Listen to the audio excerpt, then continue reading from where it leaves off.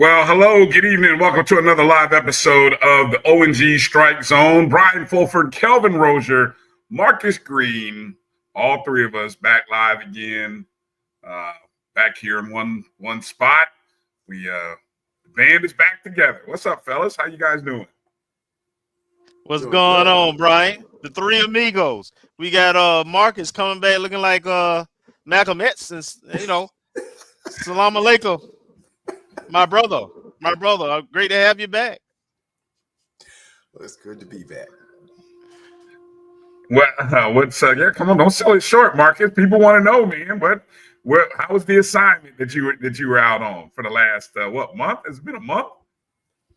I don't know if it's been that long. Okay, maybe and this is it was good. Just recommitting to some things. So I was making sure everything's tight and right.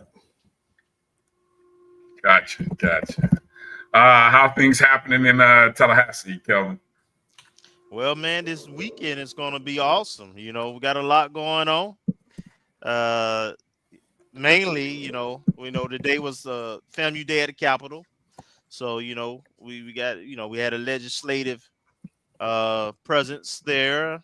And, we got a president search going on.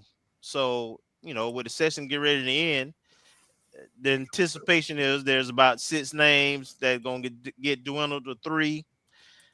Hadn't been a whole lot of leaks on that. There's some names early, but there hadn't been a whole lot of leaks. No, okay. as normal. So, but we got that going on, and then of course we got the orange and green, the spring game coming up also this weekend. So all right. And we just finished the 1887 strikes campaign, which we'll talk about a little in the show. And a full week or weekend of action out on the diamonds, and the court, and track and fields, and on the track and field. So lots to talk about in this show coming up. I want to thank everybody for coming in early. I want to remind you to go ahead and hit the thumbs up and the like button early on in the show. Get it out of the way if you can, first and foremost. Secondly, we want to share the show. Share the show with your family and friends. Let them know who we are. Let them know that you're a regular watcher of the show. We discover and find new listeners every week, and we're extremely thankful for that. And that's all a part of the great folks who are watching us.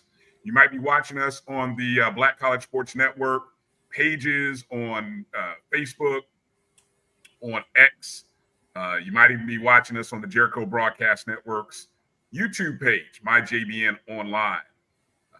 And you also could be watching us on our O&G StrikeZone, IG, X, Facebook pages. And so please make sure you are subscribed to all those pages. Coming up at the bottom of hour 1, our special guest will be an introduction to the family.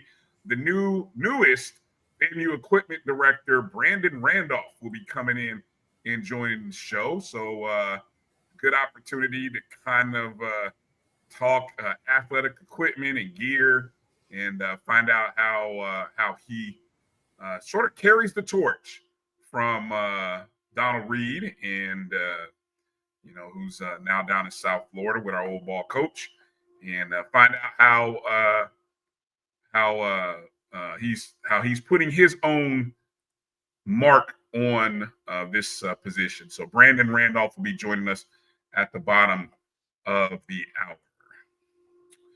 All right. Did I miss anything in the intro before we get to the shout outs? Anything that I might have skipped over, skimmed over, et cetera, et cetera? Brandon's going to be on at top of hour 2. Okay. Well, thank you for the correction. I was looking down at our notes, and so top of hour 2. So that just gives us more time in the opening hour to give the shout outs and then talk about the great weekend that baseball and softball had. And so we'll do that here coming up shortly. But we always like to give a shout out to the people who are in the chat rooms, and it is a welcoming place. Don't feel scared. I mean, I know people are a little shy about being around snakes, but these rattlers don't bite unless you come in and start throwing rocks. And then we strike. You're right. We don't bite. We strike. There you go. Friendly folks. So make sure to come in and say hey and join and be a part of the conversation. You want to. Some of y'all are out there watching, and you just kind of, what they talking about today? Come on in, say hello. We'll recognize you as best as we can. Let me first say hello to Jimmy Mack, first one in the building. Jimmy Mack, good to see you as always. Good evening. Definitely got to keep that winning going. Bull also checking in. Appreciate you, Bull, coming in early. Ken, Alice, checking in. Good to see you. Appreciate you. Yeah, some guy named Kelvin decided to check in early. Yeah. People. Yeah, that's where I hear he's from. I know Melissa Wilson. Yep. Hey, Melissa. Good to see you. Thanks for checking in. Meredith coming in as well. Thank you for being a JBN subscriber, Meredith, on our YouTube page. Appreciate you. Demetra. What is this, Demetra? Me? Oh no, only me came up with. I was inspired, Demetra. I was inspired. So you caught it. If you caught it, you caught it. Exactly. We appreciate you. I appreciate you for recognizing the show title.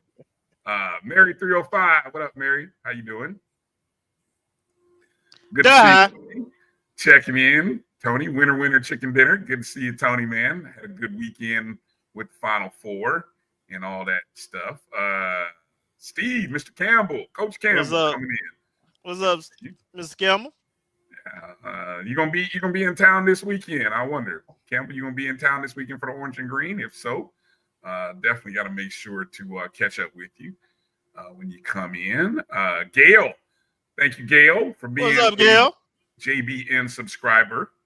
We appreciate you. Mary 305. Hey, Auntie. Checking in, a JBN subscriber as well. Iria Young. What up, Iria? What's up, Iria? Appreciate you checking in. Softball team looking elite. Big weekend. So all kinds of stuff. James Austin. I'm gonna give him the high because he old school, but I'm gonna make him the high if he ain't the high. Okay. The draft is, I don't know, is it supposed to happen tomorrow? It used to happen on Thursdays. So if it's gonna happen, I would imagine it's happening tomorrow. I don't know.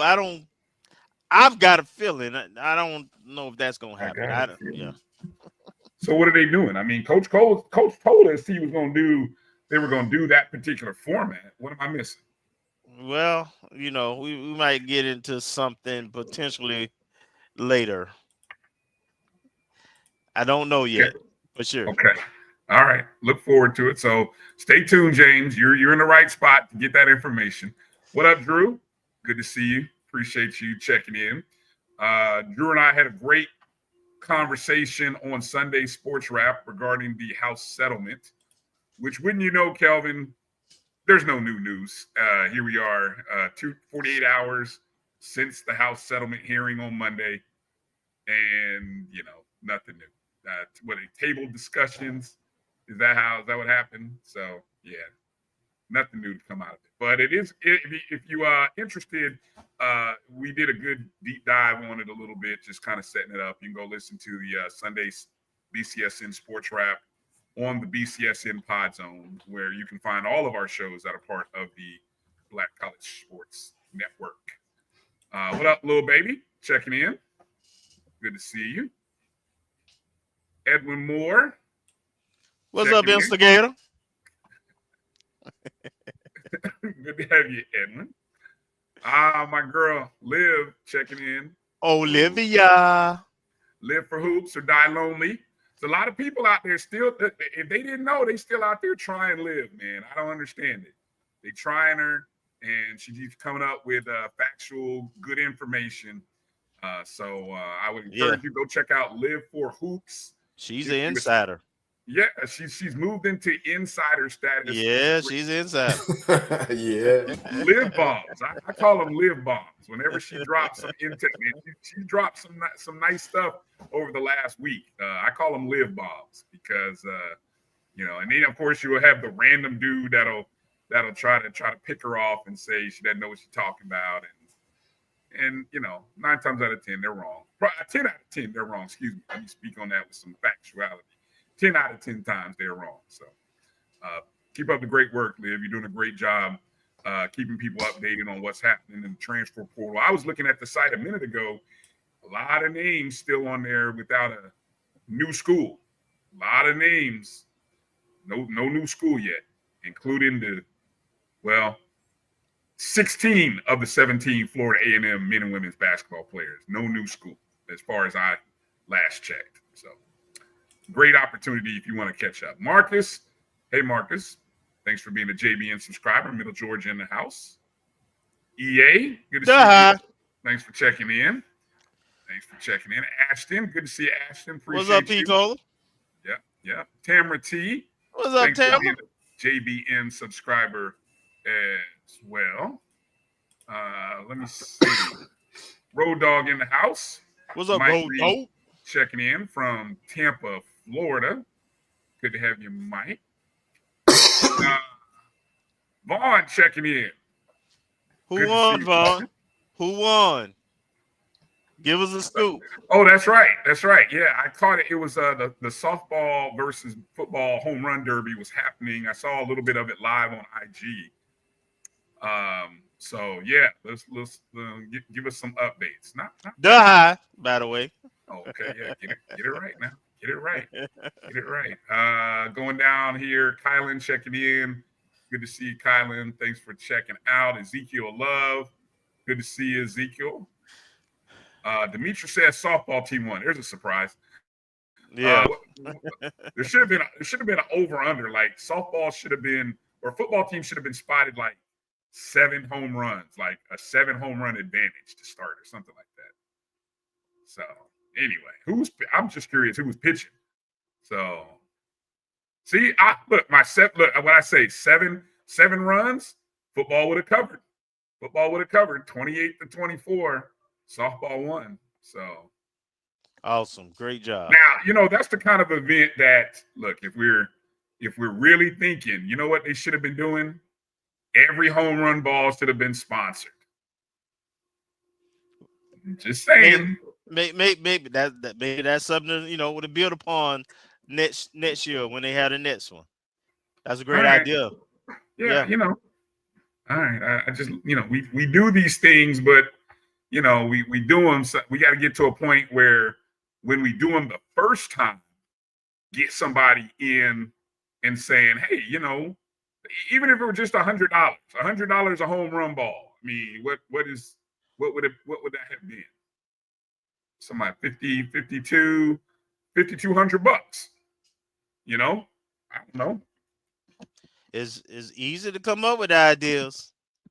Yeah, I know. Execution. I get it. Okay. Look, Erie said back in the day they used to play the Alphas for a canned food drive. All right. That's good stuff. Good stuff. Yeah. Johnny Thornton checking in. Good to see you, Johnny. Thanks for being a JBN subscriber as well. Eagerly awaiting his trip to Tallahassee, man. Johnny cannot hold back. And he's so excited to come to Tallahassee. I hope the rest of the Eagles are. I hope they're as excited to come to Tallahassee as Johnny Thornton is. That's all I'm going to say. Well, I'm just glad he's excited now. Now's the time for him to be excited. He Exactly. may not be as excited was, about 4 games into the season, but now this right here is the worst idea I've probably ever heard right there. I was wondering what could football invite softball over to do, and I don't think I had Oklahoma drills on the list. That sounds like a horrible idea, especially when we were in first place. Now if we were in last place, I'd be like, yeah, go ahead. Let's do some Oklahoma drills. We need to get tougher. But the last thing we need is for our girls, our ladies, to be getting hurt or hurting themselves. I don't know. Just a thought. I don't even want them running routes for fear of planting wrong. You know what I'm saying? I'm like, yeah, I don't even want that. Anyway, Sweet, what's up? Good to see you, Sweet. Thanks for checking in. We appreciate you. All right. Well, fellas, let's kind of start there. We mentioned talking about the softball team. where my broom? Where my broom at? Well, you hold on. Them, you can't. We ain't go. Not quite as sweet with them. Okay. But, All yeah, right. Yeah, no. You got to put the. But the Lady Rattlers went to Jackson, Mississippi. Right. A battle for first place on the line. We were a half a game up going into this contest. I believe a half a game up on Jackson. And as I said last week, Kelvin, this was going to come down to a battle of pitching versus hitting, right? I mean, Jackson State right now hitting in the conference, they are number 1, I think, in terms of average. And no, we're not too bad either. I think we're sitting at number 3. But what we had the advantage, I thought going in, is we had the pitching. Yep. We're number 1 in the SWAC in pitching, number 1 in fielding, and I thought that kind of played out a little bit over the weekend. As Friday they moved around the scheduling.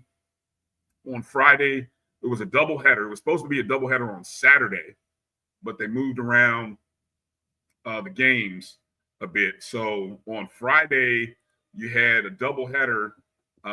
Game 1 against Jackson State. We ended up losing that contest 5-4. Gave up 3 runs in the bottom of the first. After scoring a run, gave up 3 in the bottom of the first. Gave up another 2. And what's that? Yeah, walks. We had a series of walks, I think. And the pitcher was pulled. Our best pitcher was pulled in that first inning. Yeah, I want to mention. Excuse me. I'm going to say something about that in a second. I don't know. Zoriana, obviously, pitcher of the year. She got touched up a little bit in the championship against Jackson State last year, and seeing how this started, I wonder if maybe some nerves or just didn't get it across the plate, huh? Just had I think it was 3 or 4 walks in the first 4 or 5 batters. Right. Well, not a good start. Yeah, but she redeemed herself later. Okay. So we did manage to get a run in the 5th. Got 2 more in the 7th as we were trying to rally, but unable to finish off the first game, losing 5-4. Game 2, much better performance. We did give up another run in the first inning, second game in a row, but then went, I believe, let me see, who was on the mound or in the circle for game number 2. Game number 2, let me pull up the box score here real quick. Amari Brown was in the circle for game number 2, and I've really been impressed with Amari's pitching of late in these big games. But anyway, after the first inning, she kind of settled in and held Jackson State scoreless, and then she kind of helped herself in the top of the 6th inning, leading off, or actually in the 6th inning, hitting a double, a two RBI double in the 6th inning, scoring 2. And then Brianna Duggins kind of doubled up a little bit later, bringing Brown in. And so Fam got 3 in the top of the 6th inning, closed it out with a 3-1 victory. Game number 3 on Saturday was an epic game. That was a fun game on Saturday. And, I don't know if anybody got to watch it, just following along with the stats. It was a heck of a contest as Zoriana Hughes got back on the mound in game number 3, and she got back into looking like the all-star, all-conference pitcher that she is. And how about the defense for the Lady Rattlers? In total, Jackson State only had 5 hits. We defeated Jackson State 2-0 in this contest, held them to 5 hits. And more importantly, the defense and the pitching forced Jackson State to leave all 5 runners on base. And I'm not mistaken, I would say at least 4 of those 5 were in running or scoring position. The big play came in the top of the 5th inning. Jackson State had a no-hitter going into the 5th inning until Brianna Duggins had doubled in the 5th inning to sort of break up the no-hitter. And then I believe 1 or 2 batters later, Keely Spooner hits a 2-run blast to center field, breaks up the shutout, puts FAMU up 2-0, and we carry it off and pick up the shutout. So 2 out of 3, FAMU takes care of business. Does it give you guys some confidence? What are your thoughts there as, just on the overall performance of the team? Big time moment having to play one of the top teams in the conference. Go. I'm gonna let the new guy go first. We haven't heard your analysis and taken a while, Marcus. Share some with us. Well, I was really impressed because we knew that this was basically a rematch of the championship game championship games last year. So I was eager to see how the teams played. And I think we pretty much served notice that there's not going to be much drop off with a new coach and a lot of the new players and experience that left from 2024. So I'm really pleased about that. And I wasn't sure how game 1 went. I couldn't see any online statistics to see if it was a comeback or if there was a lot of things that happened that contributed to the loss. But overall, the team came back and performed well in the doubleheader on Saturday to come out on top. So I think it's looking pretty good so far. What you got, Kay? I agree, and I'm looking, at the standings and the fact that Bethune and Jackson State still 1 game in a loss column behind us, but they 2 games in the at the halfway point. They 2 games behind us in the win column because they had a game between them that was I think rained out, Postponed, something like that. Yeah. So we sitting in first halfway through. We played a lot of the top teams already. So it's obvious pitching is our strong suit. And, we're going to be tough to beat, man. We don't make a bunch of errors. We have timely hitting. So, we just overall got a really, really nice squad, and they are gelling along with the staff. The staff is doing a wonderful job managing this group. We did have quite a few returning players on this team. So, but yeah, we're where we are where we are accustomed to being, winning and beating tigers and bears and lions and Oh my! wildcats and all that. So all, Oh all yeah. all all is right in the world. All is well. All is well. Just to give a standings update, again, softball split up into divisions still, unlike baseball. So right now in the East, we are sitting in first, sitting at 11-4, 15-7 overall. Now, as Kelvin mentioned, there's a half a game difference in the total number of games. We played 15 total. Bethune and Jackson have only played 14 that delay. So both of them are sitting a game and a half behind us at 9-5. Also interesting to note, at 9-6, literally Coach two P. games. Coach P's Bama State Hornets are sitting there buzzing around as well. So Yeah. we gotta be mindful of them. Now over on the west side, Prairie View A&M has an 11-13 record in the West. Texas Southern 10-5. 11-3. Excuse me, huh? You said 11-13, 11-3. Prairie View is 11-3. Yeah. Texas Southern is 10-5. So Right. sorry if I misspoke. Now, just looking at a few rankings of some things happening around, I know HBCU Go posted their Power 5 for the SWAC in softball. Prairie View's at 1, FAMU's at 2, Texas Southern at 3, Jackson State 4, Bethune 5. And, unfortunately, the sad part is none of these teams have gotten a chance to kind of play each other. So, it's kind of is what it is, right? You don't really know. You just don't know until we get to tournament time. Now, the East is stronger. Well, okay. They got more depth. They got more quality teams. Prairie View has been a quality team over the last couple seasons. I don't doubt you with the East. They're one team though.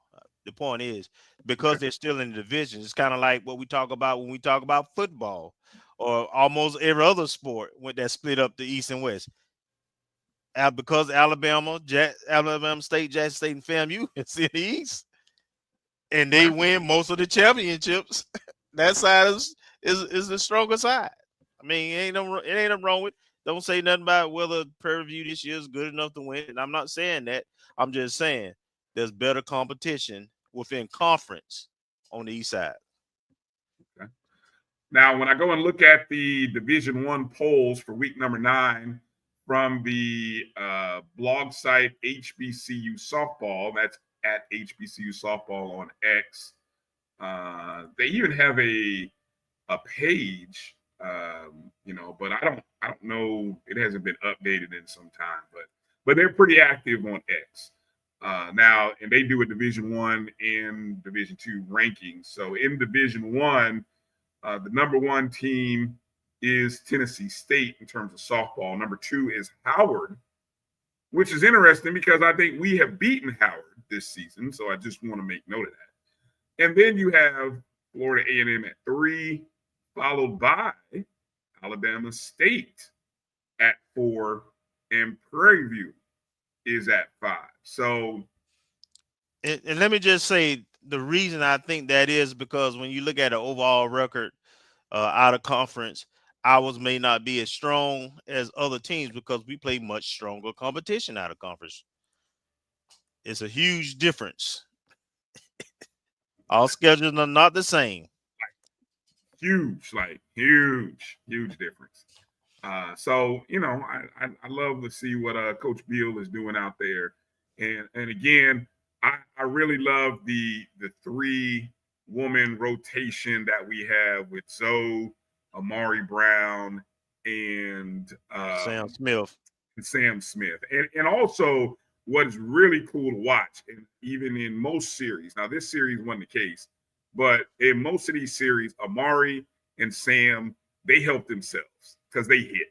So Yes. they really they do a great job of hitting, and so again, just a great job by the ladies. So up next, the ladies are back home this weekend. So I'm looking forward to getting a chance to get over to the Diamond and say hey to the ladies and see them live. They're hosting Alabama A&M this weekend. First game is Friday at 6 p.m. over at Veronica Wiggins Field at the University Softball Complex. And then the doubleheader is 1 and 3. So I look forward to being there for the 1 o'clock. Hopefully as much of the 3 o'clock as I can catch before I walk across the street for the spring game. So encouraging all of you coming to Tallahassee this weekend, make a point to come over to Veronica Wiggins Field. Yeah, bring some money because, you know, we got to make sure we're there to support. I mean, we are in first place, and we're keeping the winning tradition alive. Coach Beal's doing a great job. The team is outstanding, so there has been no lost step. Yeah, there's no drop off.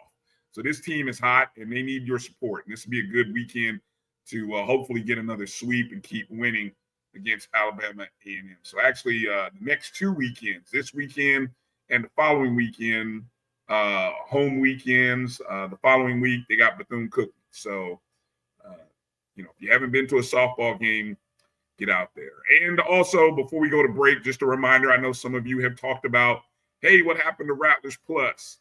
Well, if you were watching our show last week when we had A.D. Suggs on the show, you know, she was up front, admitted that there's some challenges right now that the university's working on, and it is being worked on. So hopefully by this series or next, everything will be kind of back up and running so that those of us who are Rattlers Plus subscribers can actually watch some of these games and have it with some audio too. That would be nice, right?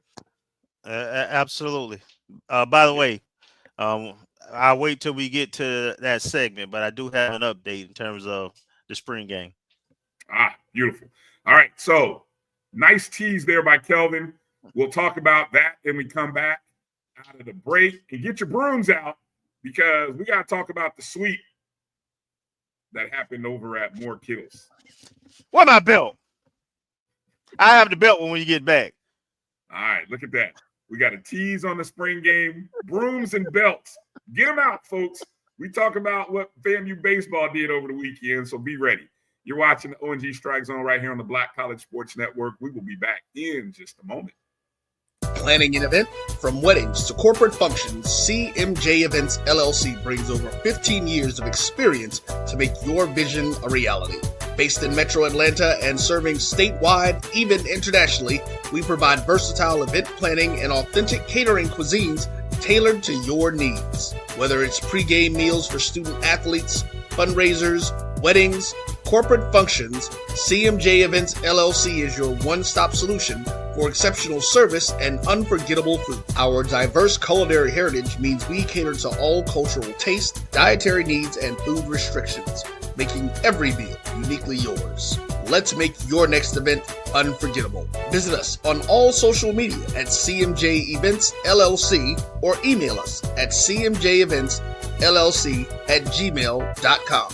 Also give us a call at 404-664-3882 so that we can start planning now. This is the Dean of the College of HBCU Sports, Kenyatta Cavill of Dr. Cavill's Inside the HBCU Sports Lab with Mike Washington and Charles Bishop. Come mix it up in the lab where the course lecture is in session every Tuesday from 6 o'clock p.m. Central Standard Time on Facebook Live, YouTube Spreaker, or the BCSN app, as we discuss all things about the HBCU sports culture, including exploring the week that was in the sporting HBCU diaspora, as well as the upcoming week of HBCU sports. With me, the Dean, the College of HBCU Sports, on Dr. Cavill's Inside the HBCU Sports Lab with Mike Washington and Charles Bishop. Course lecture dismissed. You're looking for the latest information on Southern University sports, the Southwestern Athletic Conference, and HBCU athletics. There's only one place to go. Tune in to the Carlos Brown Show, exclusively on the Black College Sports Network. Thank you guys for what you do for HBCU athletics. This is a fantastic avenue for all of us. This is our ESPN, so we love what you guys do. Bryan, AD, Roy, all you guys at BCSN. We really appreciate what it is that you guys do for us.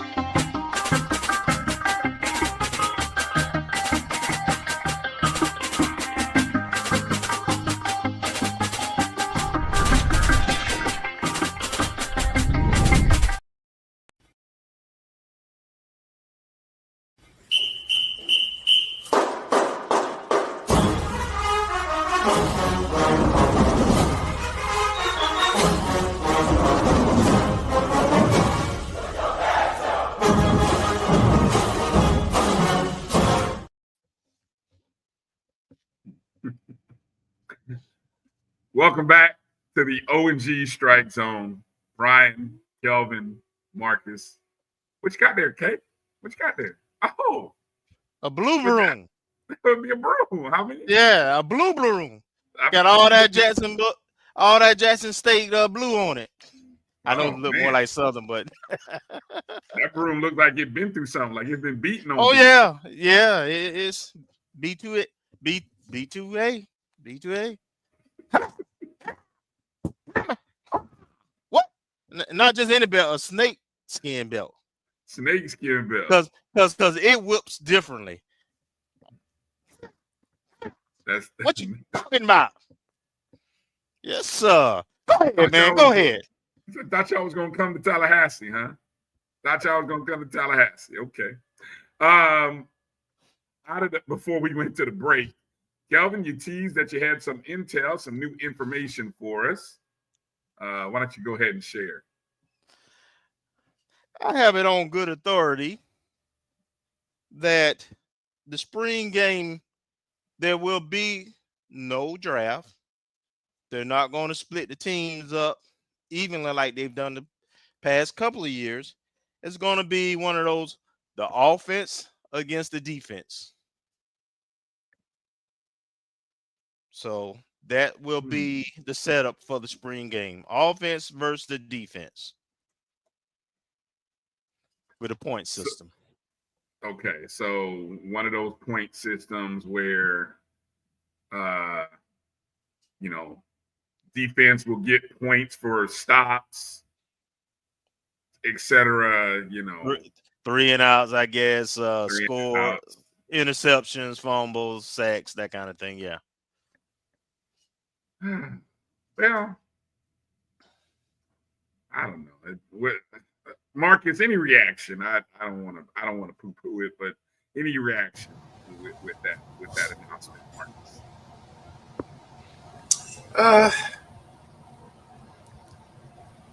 Man, you're kind of lukewarm on it, is what I'm hearing. It feels like you're kind of like, man. Well, I mean, you get a chance if it's straight up offense versus defense. You can have your ones versus ones. You don't have a mismatch. Ones versus twos. So you get a chance to really see who can go against good on good, and then sprinkle in key reserves. So in that sense, it's totally different from last year where we didn't have enough players to even do that, something like that. So you get a chance to really evaluate and see where your needs are, especially ahead of the transfer portal opening up on that Monday. I guess it's that Monday or sometime that week after our spring game. So you can, have exit interviews if need be, and, start hitting the portal to see what gaps need to be filled. And you might get a false sense. You might get a false sense if you have, say, the starting offense against the second team defense and vice versa. What do you think might be? I mean, you just mentioned a few things, Marcus. Kelvin, anything you thought? Why the change? Why? Because and obviously, coaches, it's his right to change it however he wants to change it. So I'm not questioning that, but maybe so. I'm kind of like, sweet. What might be in his head as to the change? There've been 2 practices, 2 scrimmages thus far. Could that be something that he's maybe seen, wants to evaluate guys a little bit better. I don't know. You can go anywhere you want on this. Yeah, I've got a couple of informed thoughts on this. Mhm. Part of the reason I don't think they want to split the team up at this point, you Mhm. want offense versus defense, because the expectations are high and you have a lot of returning players.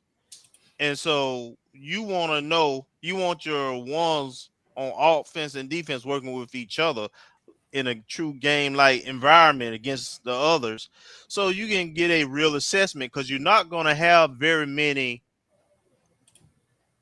slots open for any kind of transfers and portals. So you got to do a very thorough assessment to see what one or two tweaks or pieces you may need. So I'm that's probably one of the reasons why. And then Marcus kind of alluded to another one, but he came at it from a different angle. People, the transfer portal and NIL is a real thing, and you kind of want to be careful how much you project publicly,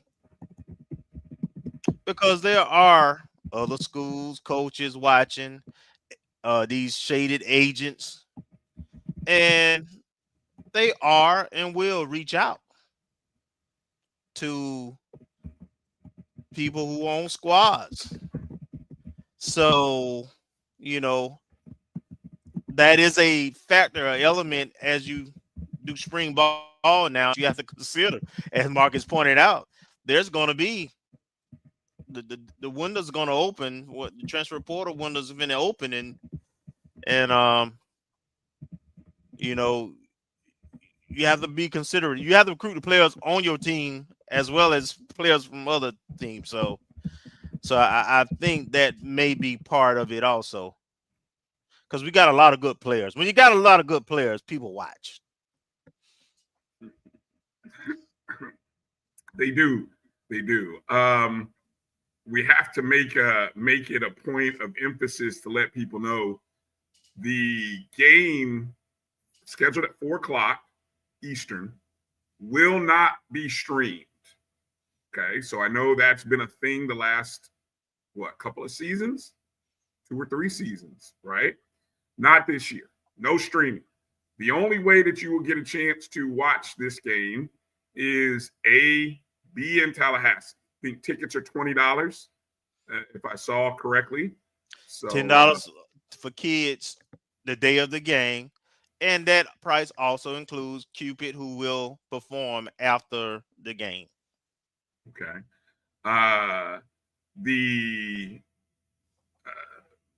The seating as of right now, unless something changes, and you heard 80 Suggs if you were watching the show last week, it will be on the east side, which is the side where the students and band usually sit.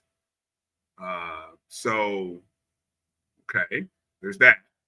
And if you're not going to be in attendance, the best way to catch up on what's happening is make sure you're following us on X.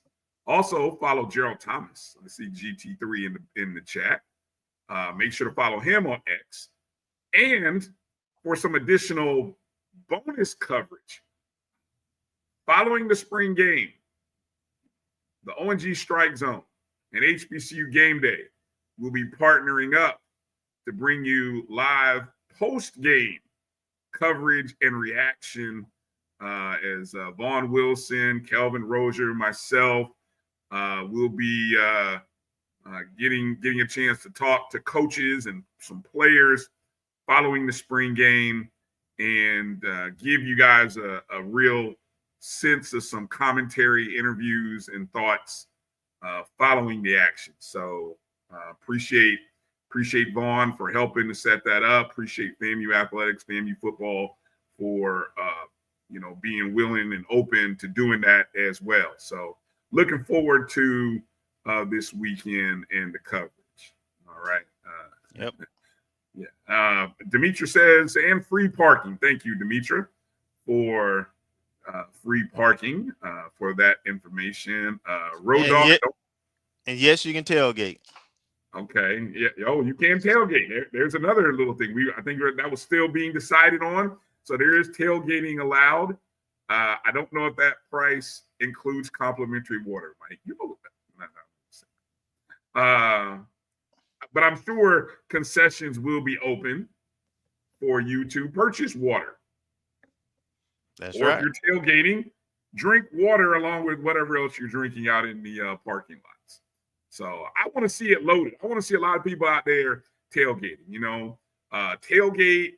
What time are they opening the parking lots, Kelvin? Well, it's not a regular game day, so there's no reserve parking. So as far as I know, there's nothing to prevent you from coming as early as you want to come. Ooh. All right. So I'm calling the real tailgaters to be there, tailgate late morning, and then at 1:00, I'm challenging you tailgaters to stroll over to the softball field, to the softball diamond, hopefully catch game 1. Yep. And then I know if you want to stroll on back to the parking lot, kind of mid-game refreshments or whatever you need to do, top off the cup. You can do all that and then head to either the spring game or float back. I mean, it's just a great opportunity to float back and forth, I think.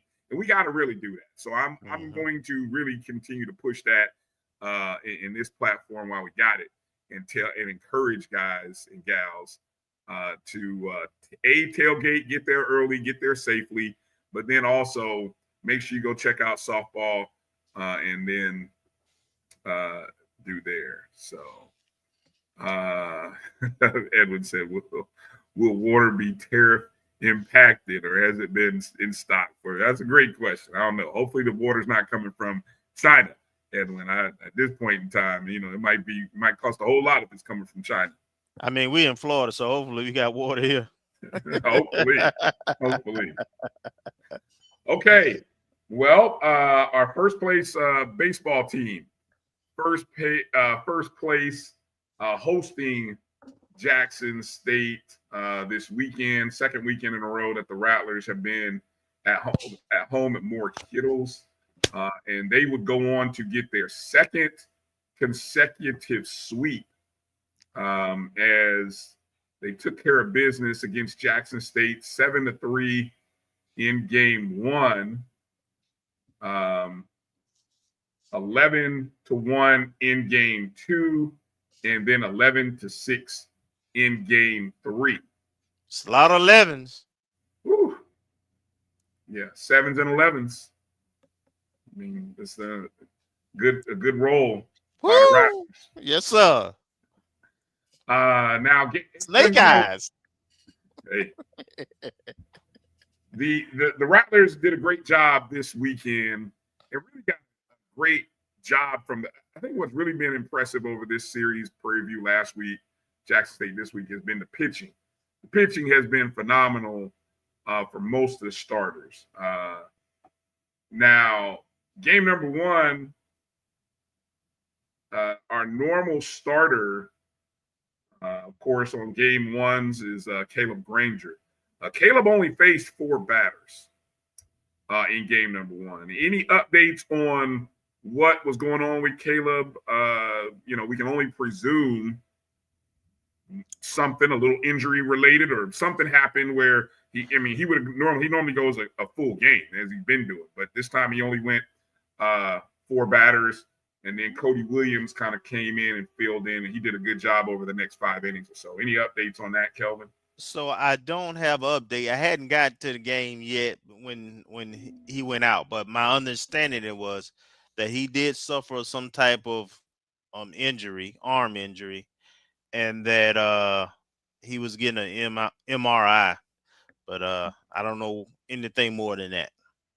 Okay. Well, you guys definitely keep Caleb in your thoughts and prayers, and hopefully it's nothing major that puts his health at risk or delays his ability. Brady Popple was probably the man of the day in game number 1, as he had 3 base hits. Every FAM starter in the lineup got on base safely. Of course, FAMU scored their highest inning in the 6th, where they put 3 runs up in the 6th. We out-hit Jackson State 13-11 in game number 1. The pitching staff of game 1, as I mentioned, and I just want to kind of pull up the box score because it wasn't Cody by himself, but I believe after Cody, Carson Kelly came in and pitched 3 innings. Very good job by him as well, as he only gave up 3 hits over those 3 innings and 1 earned run. But in total, we held Jackson State to 3 for 17 with runners in scoring position. So that was pretty good. Facing 42 batters, we allowed 15 ground balls, 4 fly balls, while striking out 6. And that's always a good thing. Keep the ball on the ground, as they say. You know, you start letting the ball get up in the air, and it's can be trouble for you. So a good game number 1. Now, game number 2 on Saturday was a gem. That was a beauty. I mean, that one right there, game number 2, in which we crushed, I mean, with a big C, crushed. I mean, beat them so bad, they had to call the mercy rule out, fellas. They had to call mercy. We beat them 11-1 as we jumped on Jackson State with a 5-run second inning. Then scored in the 4th, 5th, 6th, and 7th inning before they waved the white flag and said, enough, we can no mas. And so in that game, the freshman from Tallahassee, young man by the name of Garrett Workman, I'm telling you, Coach Shute, he finds it, doesn't he? He just finds it, man. Garrett has been on a roll coming into this game. He had won 3 straight. He'd been pitching well. I don't think he allowed maybe no more than 2 in one game. I think he had a pair of 1s, and so this one would be a 1 as he pitched a complete 7-game contest. Only gave up 3 hits in the game. We got 2 home runs in this contest, all of them by William Brown. And Jay Campbell. Jay Campbell, another outstanding freshman, right? Freshman. True freshman. Each of them had 3 hits. So it was a big day for the freshmen. I mean, what a freshman class, right? Shute talked about how he was kind of excited. You know, he undersold it. You know, I understand Coach Shute doing that, but because they're freshmen, right? You don't know. You don't know, right? But we know now. These kids can play and they can pitch, man. Also, Justin Cruz and William Brown had multiple extra base hits in the game. Brown, with the 2 homers, had 4 RBIs, and overall had a great night. 5 at-bats, 3 hits, 2 runs scored, 4 RBIs. It was a great day for William Brown.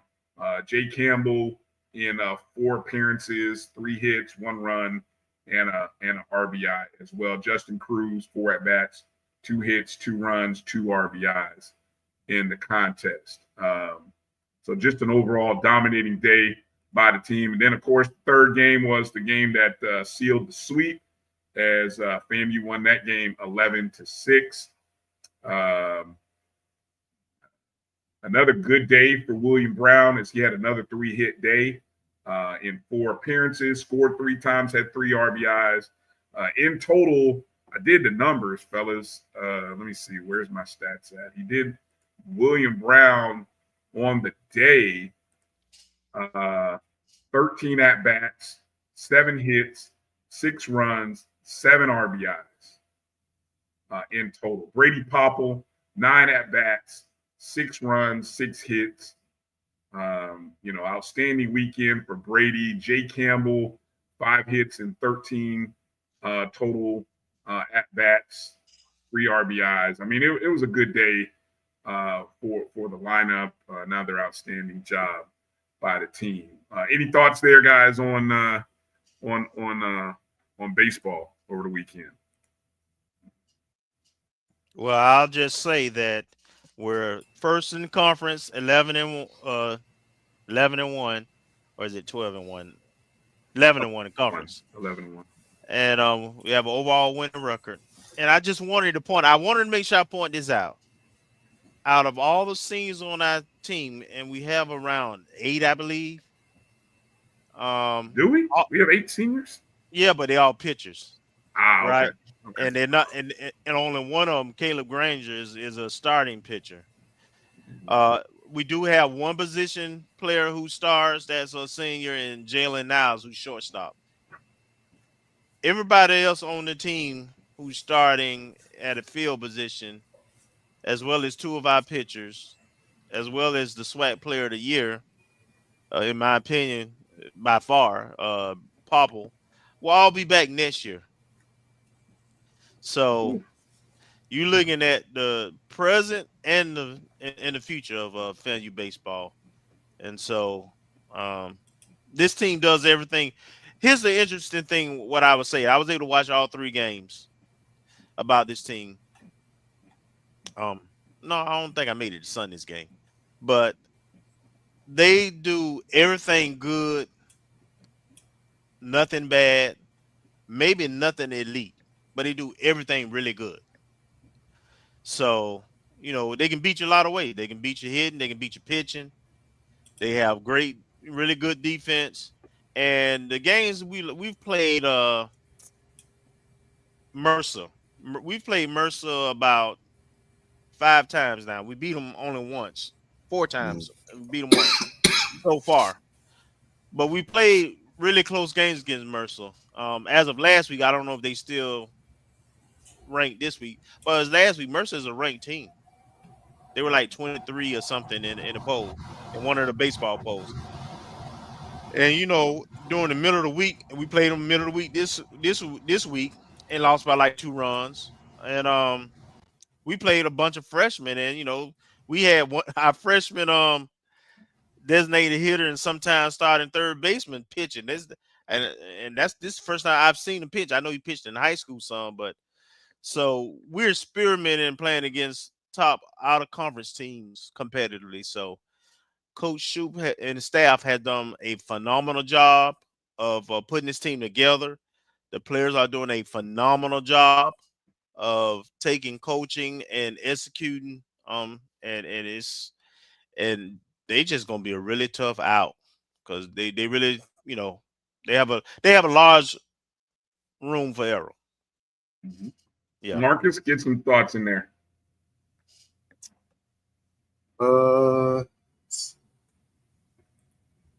My thought is, I was really impressed with Garrett Workman. I mean, I didn't see any of the games, but to come in as a true freshman and to get the wins that he's getting and contributions overall by the team. Because once again, Coach Shoup, when he came on in preseason, and he was like, I don't know. I got a lot of young guys that have talent, and I'm not sure how they're going to play. And it was my recollection, you guys correct me if I'm wrong, is that he was a little concerned about the hitting, because a lot of hitting left after last year. Your power. Well, it seems like, in terms of power, yes, but it seems like we're doing still pretty good. well. Yes, yeah, still pretty good. And I don't know if we have as much power, from home runs, but we're manufacturing runs and being solid at the plate. We got good power. Now it may not be as juice as the previous 2 years, but it's ain't far from it. We still got guys who's stroking it. So you see the standings currently, sitting 1 game in front of Bethune and Texas Southern. And again, the beautiful thing about the SWAC baseball, you get 1 series. Everybody plays everybody right now. So, or you play 10 out of 11 opponents. Right. And the one opponent that we do not play this year is Southern, who we have played, didn't play well against them earlier in the year. So that's the only conference opponent that we don't play this year. And so there you see the standings. I had one other quick point regarding, I went and just checked out the SWAC statistics, and I'm only talking conference, because I think at this point of the season, I'm only going to mention conference. I'm not going to talk overall statistics, right? Because we're almost at the halfway point in the season. Right.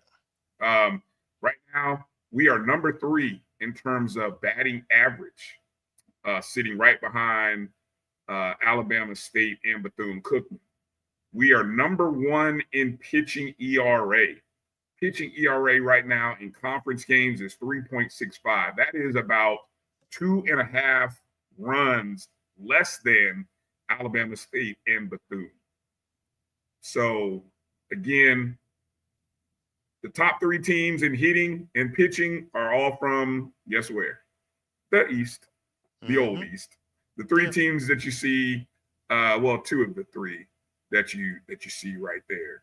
And I think, when you see Alabama State there sitting 1 game behind Texas Southern, I think all of that's going to level out because, of course, that's the beauty of the scheduling. Right. We've got this weekend a series against Mississippi Valley State. The guys' baseball's traveling to Itabena, and so you see Valleys right now, they're sitting at 4-8. But it is what it is right now. I think this is the beauty. We're going to get a real evaluation of this team in the upcoming week. Yep. I want to make a quick mention here. Garrett Workman, the SWAC pitcher of the week, the lefty from Tallahassee. Again, those are the numbers against Jackson State: 7 whole innings, 3 hits, 1 run, 1 earned, no walks, 7 struck out, had a game ERA of 1.29. That's his 4th consecutive win on the season.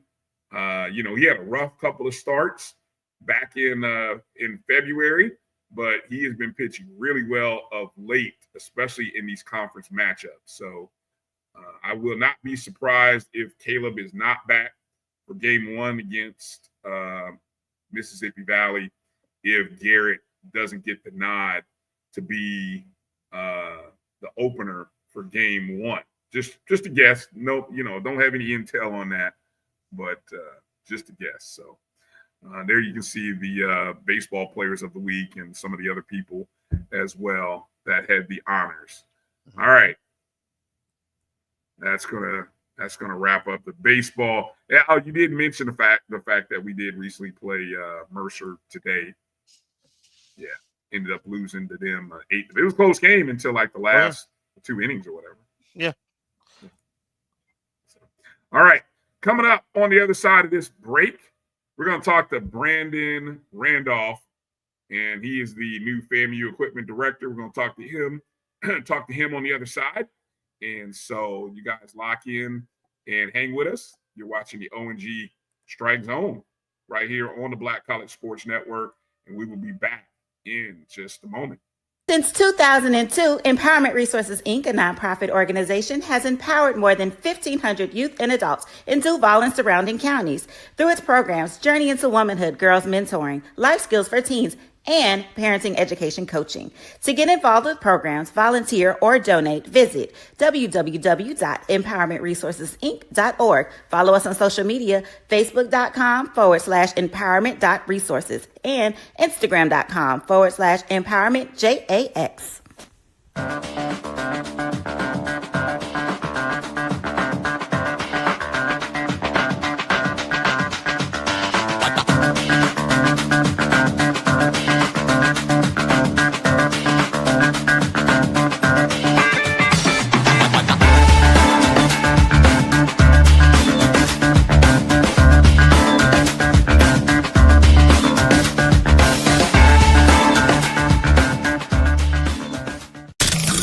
The human voice has always connected audiences with experiences. Major brands all across America have trusted Cover's voice time and time again. Conversational, powerhouse, intelligent, and sincere. That's the voice you need for your creative marketing process. KEAVERSVOICE.com. Cover's Voice, Cover's Voice, CoversVoice.com. Always on, all the time. It's never too early to plant the seed, to share the tradition, and instill a sense of pride in your HBCU with your little ones. HBCU Pride and Joy Children's Boutique helps you share your school spirit with a wide selection of adorable kids' apparel and accessories officially licensed from your favorite HBCU. Visit hbcupridejoy.com and follow us on all social media at HBCU Pride Joy on Facebook and Twitter. When it comes to professional learning, teachers deserve better. From the leader in online learning, Stride brings you the Stride Professional Development Center, an on-demand library of mobile-friendly courses that gives teachers choice and flexibility, allowing them to learn anytime and anywhere. Our dynamic courses provide bite-sized learning and help educators advance their knowledge while also gaining professional development hours. It's time you take charge of your learning. Visit us today to get started.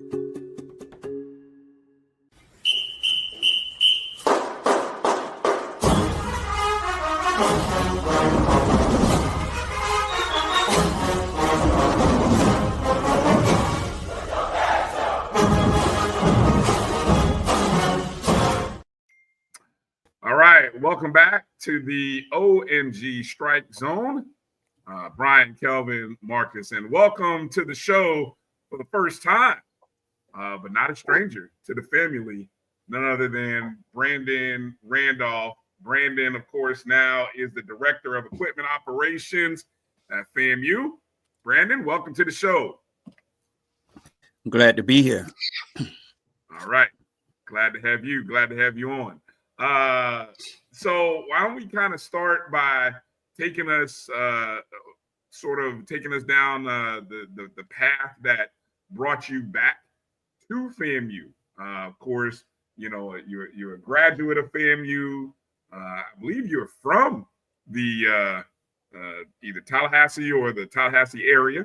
You spent a couple years working in the equipment department before you went out to Georgia Southern and then down south to FAU, and you're back home.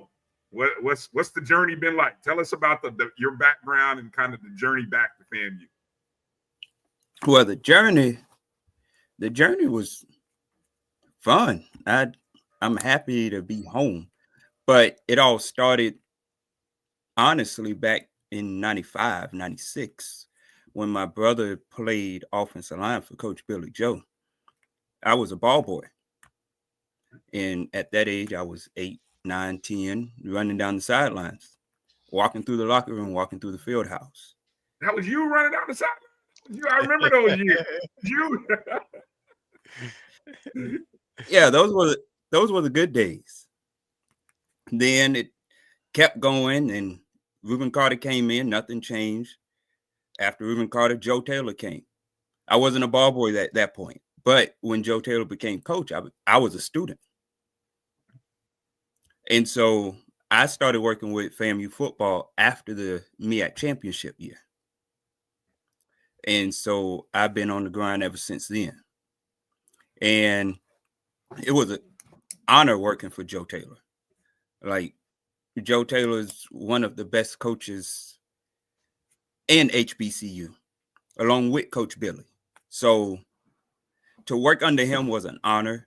And then after him, it was Earl Holmes and interim Coach Fuller and Coach Wood, then Coach Simmons. I worked with all these coaches. I did 1 year with Coach Simmons, which was his first year. And then after that, I went on to Georgia Southern.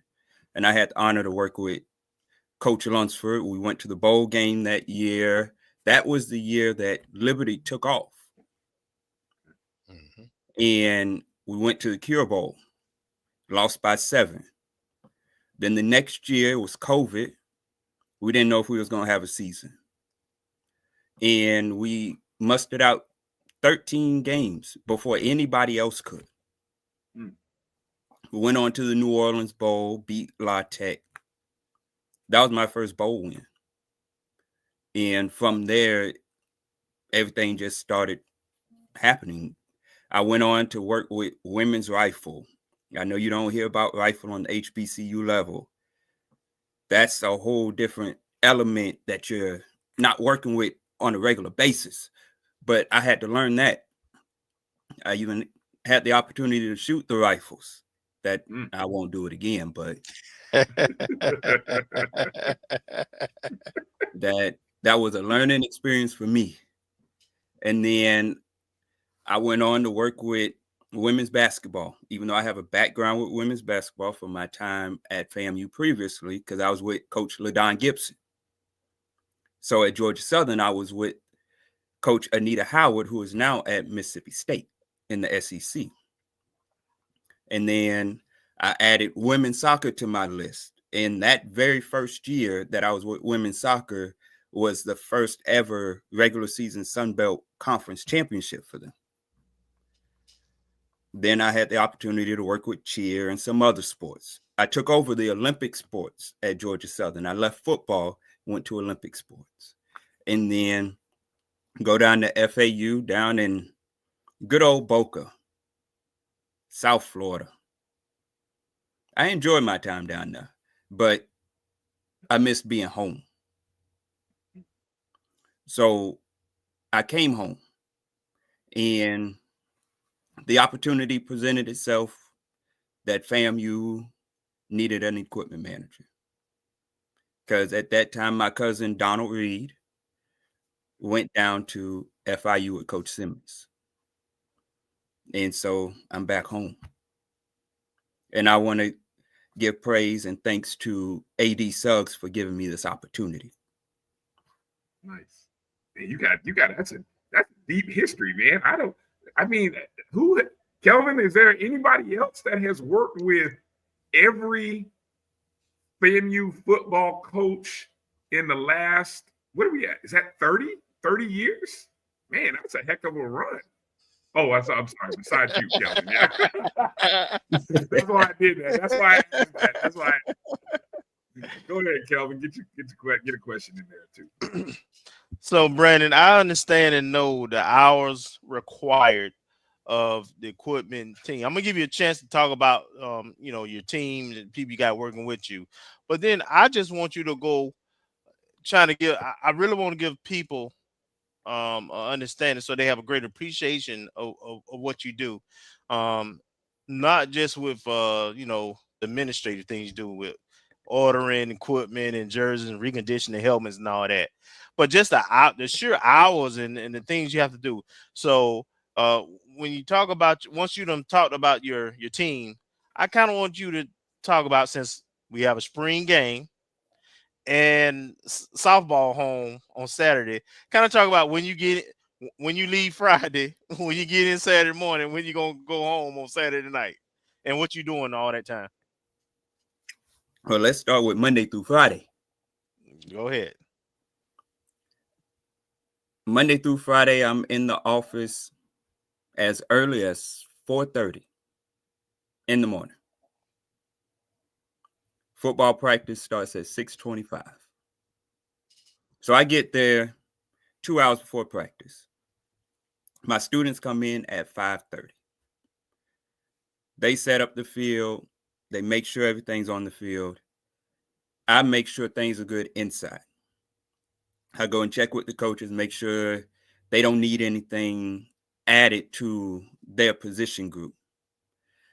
And once practice starts, we're rolling. Like there's no sitting down, there's no slowing down. Everything's fast paced. So we do the time slot for practice. Then I don't get home until I just got home about 30 minutes ago. So I'm working 12, 16 hours a day. And Mr. Oja can vouch because he was there with me when I was a student. I've seen him put in the hours, and he don't even do equipment. So working in athletics is not a 9 to 5. Right. You got to love what you do. Mm-hmm. To put in the hours that I put in, you got to love what you do. Yep. And I appreciate the group of students I have, because without them, it wouldn't be possible. The students run the equipment room. I direct them. They take care of the laundry. They take care of players coming to the window asking for multiple things. And when I got there, there was a handful of returners. But since then, I got there February 14th. we've brought in maybe 10 more students. And that addition of the 10 has really helped blossom what I'm trying to instill. Because I'm trying to take what I learned at Georgia Southern and FAU and apply it here. The work ethic, that showing them that they can go and do bigger and better things. Let them know that good things do come out of FAMU. So I don't want them to feel like, oh, I go to Florida A&M, ain't nobody gonna get me. No, just keep working. Because I tell them every day, when you're on that practice field, you're not doing it for me. You're interviewing for the coaches that's on the field, because they're the ones that's going to vouch for you in the future. Good point. Good point. Solid. Yeah. Can I follow up with that? I don't know. You may have another one in there, Kelvin, before I throw it. No, go ahead. Go ahead.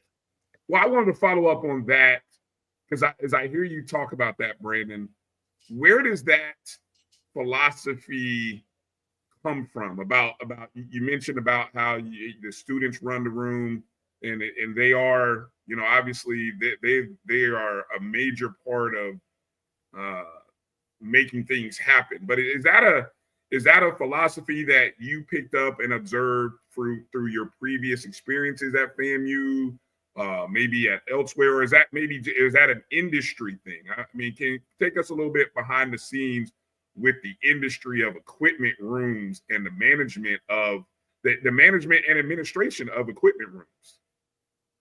Well, at Georgia Southern, I had to learn that because my previous time at FAM, I was so used to doing things and just working, that when I got to Georgia Southern, I had to learn from them. And they showed me that the students can actually do this work, that they know the ins and outs if you give them the opportunity. You don't have to do the work at all times. Just sit back. You do what you have to do as far as the administrative role. And when you have to jump in the equipment room and help the students, do it, but let the students do the work first. All right. Go ahead, Marcus. All right. Well, good evening, Mr. Randolph. Thank you for coming on this evening. I guess my question would be, what things or what insights are you planning, or could you bring back from your experiences outside of FAMU that would enhance the equipment room and the overall experience even more? Well, just for starters, I want to enhance the equipment room from what it is now. So at previous stops, they had space savers. Space savers is where we can store things and keep things from off the floor. I want to incorporate that. I want to get updated space savers. I'm going to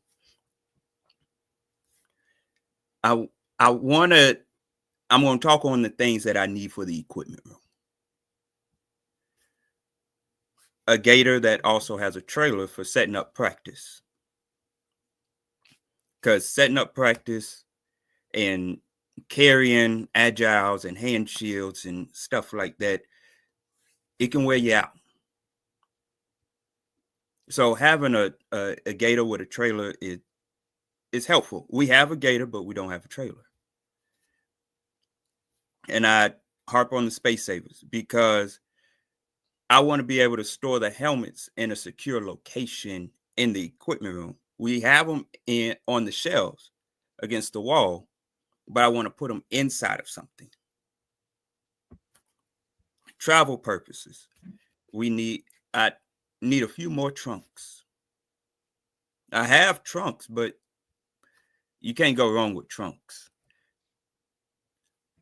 And the reason I say I need these things is so that it can help the players, so that it's not too much on them that they have to do, because I want to be able to have everything already in store in the equipment room prepared, so that all they got to do is get on the bus, get on the plane, show up to the locker room, and everything's there, just waiting on them.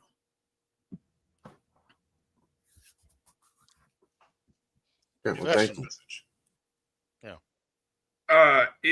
Are any of those needs, and I'm writing this stuff down, Brandon, so here's my next question. Are any of those needs, that, you know, we got a lot of people who watch our show, listen to our show, that, and, you know, a lot of times when folks like yourself or other coaches come on and we hear about needs, you know, folks just respond.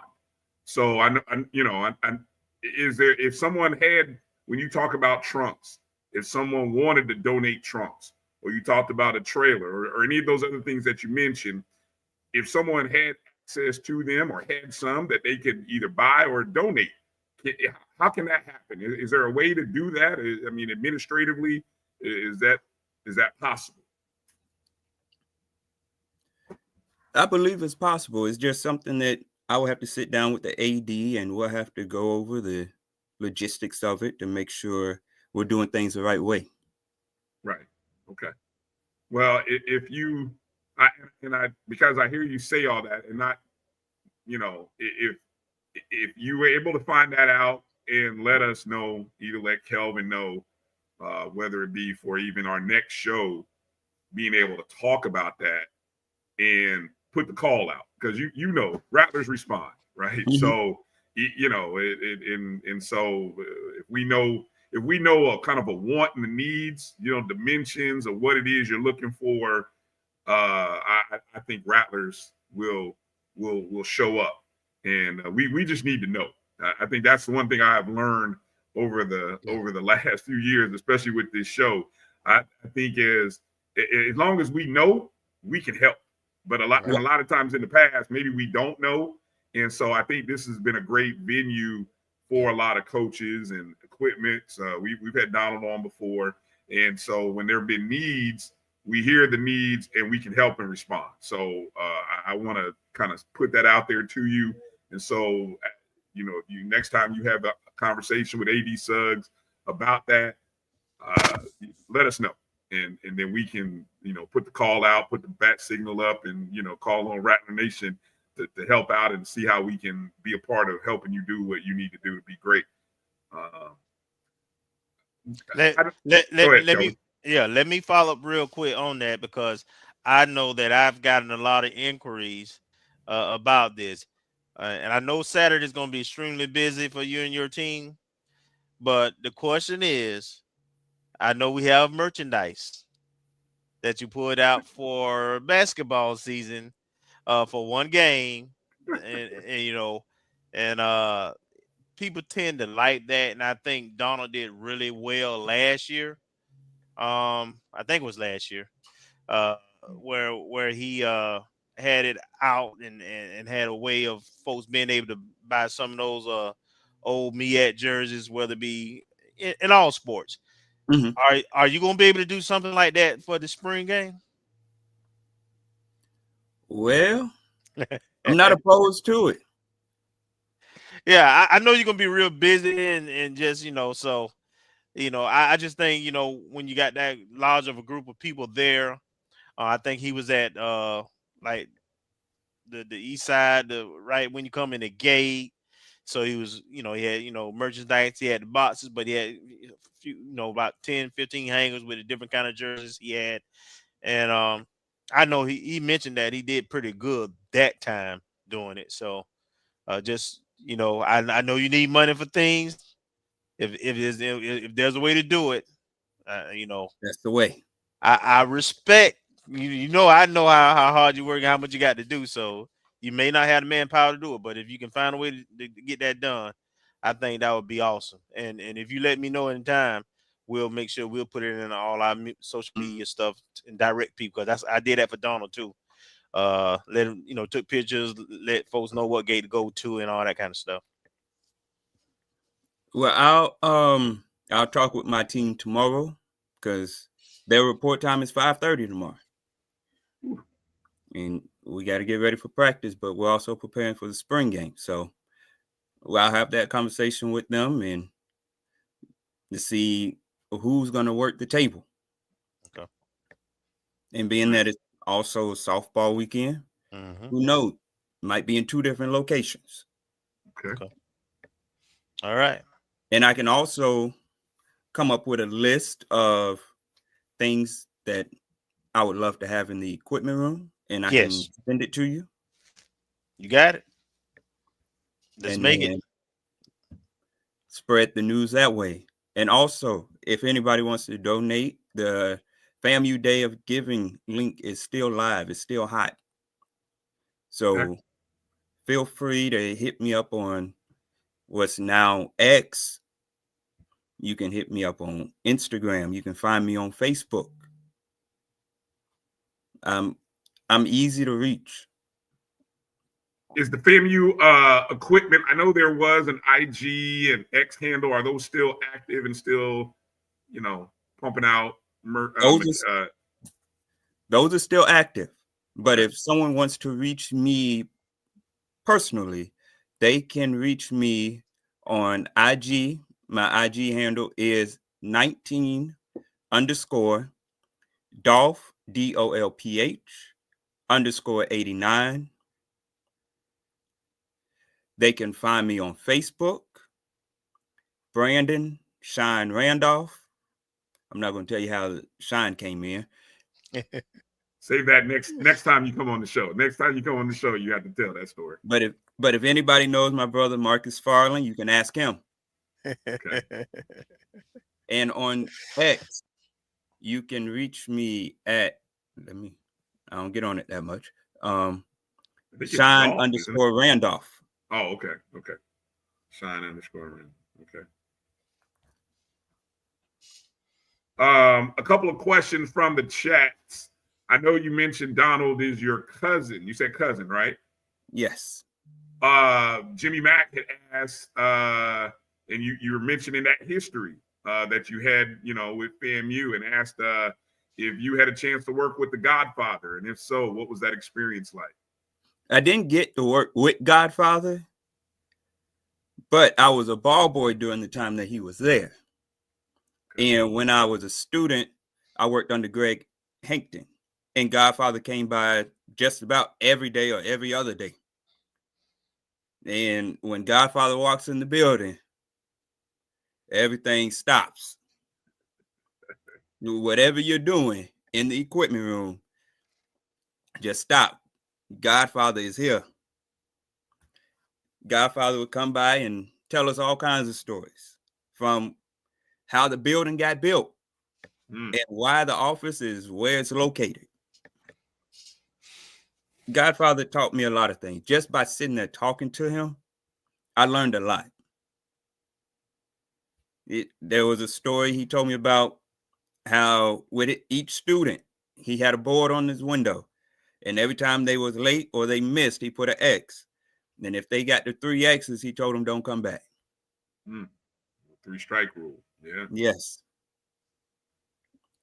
But Godfather's a great guy. All right. Another question from EA has to do with and I feel like this comes up every 6 months. It has to do with our relationship with Team LeBron and the LeBron gear. Obviously, it's heavy in use with basketball, but I always believed that there was a hope or an intention of that being spread across all sports, similar to what you see with the Jordan brand. What I mean, obviously, what's the future of the LeBron gear?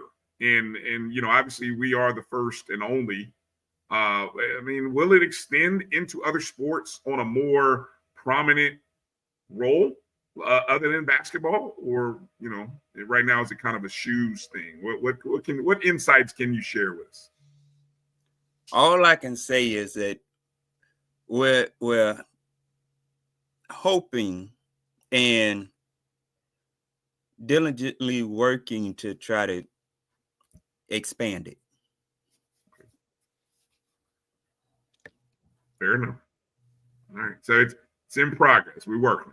Yeah, I can't say too much. I got you. All right. I got a personal question. It has to do with helmets. Mm-hmm. Now we have obviously, when I remember when we did the overhaul of the paint helmets, with the orange helmets, and then we came out, 2018. Okay, and then the white helmets came. Was it after COVID? White helmets came as I was walking out the door to go to Georgia Southern. Okay. So so around the 19 season. Okay. So I feel like we see more of the white helmets than the orange helmets. Is that because of why is that? Is there any particular reason? Is it easier to manage and care for the white helmets? I was just curious, my own personal curiosity. Well, it's not more say the care, because during practice, everybody but the quarterback and kickers wear guardian caps. Okay. And for those that don't know about guardian caps help reduce the impact of helmet to helmet. But players love the whites.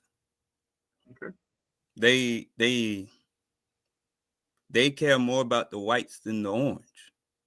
Wow, that's crazy. Okay. And I'm a traditionalist. I'm orange.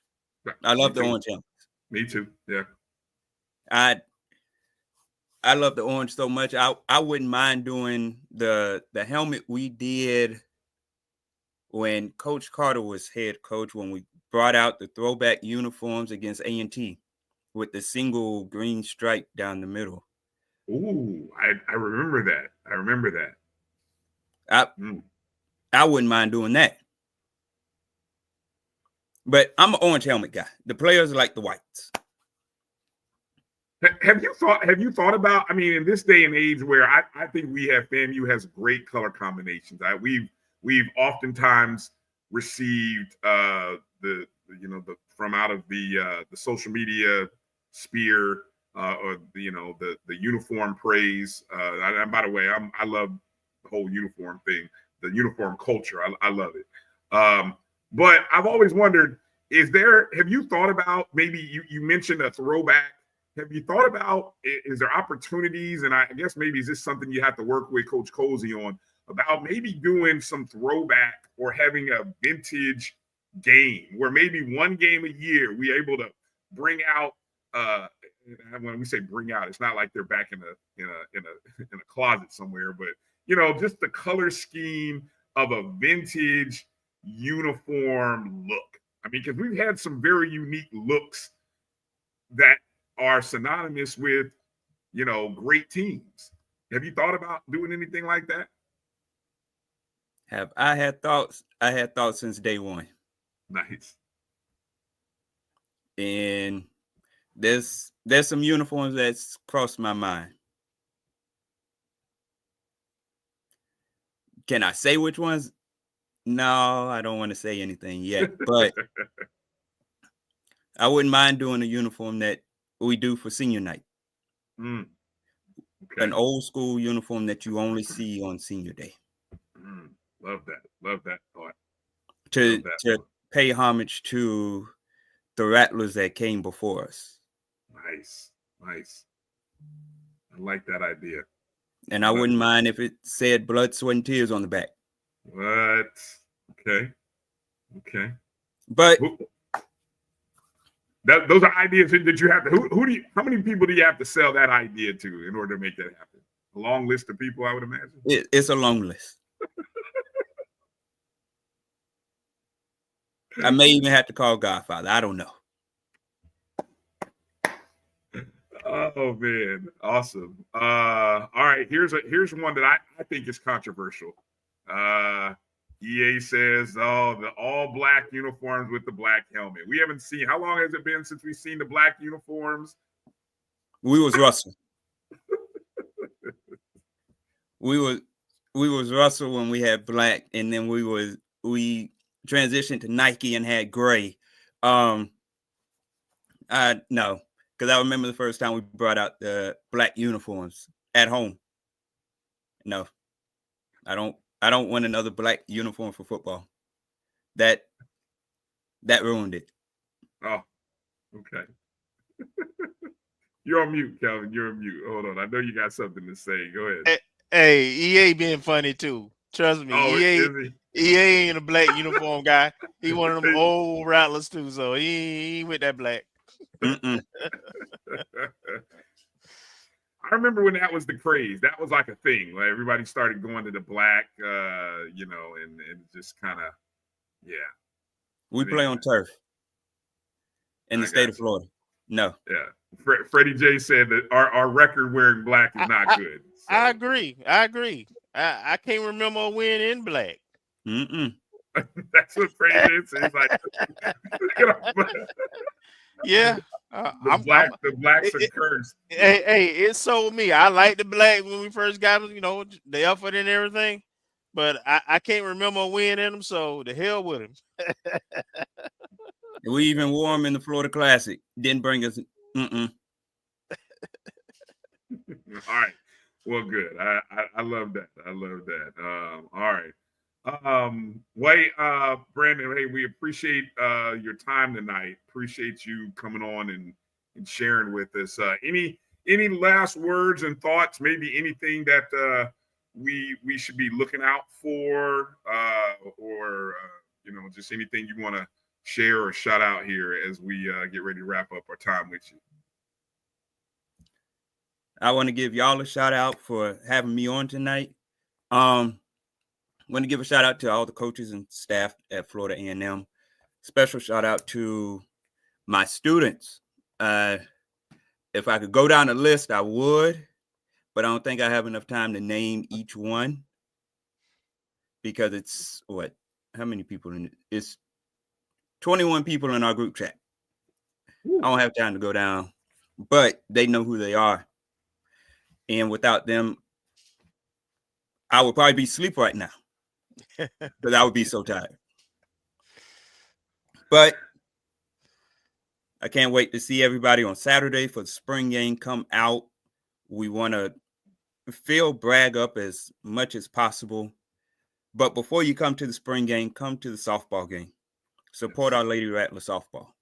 Yes. So just support athletics in general because we have great student athletes. They go to class every day.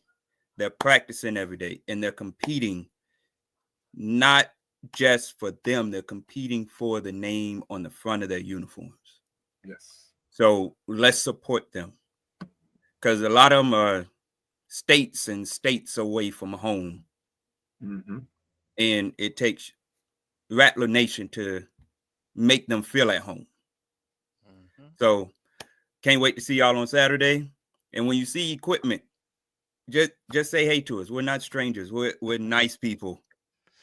We will shake your hand. If you want to take pictures with us, feel free. And that's all I got to say. Well, hey, you let all of your students in the chat group know that we appreciate them. Yeah. And hopefully we will see as many of them on Saturday, and we thank them for their sacrifice and time and all they do to represent FAMU and to help all of our athletic programs and to make FAMU look great so that the kids can play great. And that overall we are great. So thank you to tell them to share the show with a friend, and we will see him on Saturday. All right. All right. And if you're there, come find us. We'll take a picture with you so we can put it on social media. Got it. That's done. What we done. Exactly. We're gonna look for it. We're gonna look for y'all. We're gonna look for y'all on Saturday. Okay. All right. Brandon, thank you for your time tonight. Be well, man. Get some sleep. You got me tired. You got me wanting to be tired. So at least get a couple hours in, man. I'll get like 2. Look at the hardest working man at Florida A&M University, ladies and gentlemen. Hey, man. No doubt. Yeah, thank you. Thank you for your time and your sacrifice. And Thanks, Brandon. All right. Thank you. All right. Oh man, that was cool. How cool is that, man? Good to see that the love and the tradition with our equipment team carries over from Donald to Brandon. So that's awesome. That's awesome. Yep. A good hire there by AD Suggs. So good stuff. Good stuff. Let's take a short break. Come back, Marcus. You got your stuff ready for us? I hope so, depending on what questions are being asked. But yeah. All right. Well, coming back after the break, we'll give us quick mention. Tennis went 2-0 over the past couple of matches.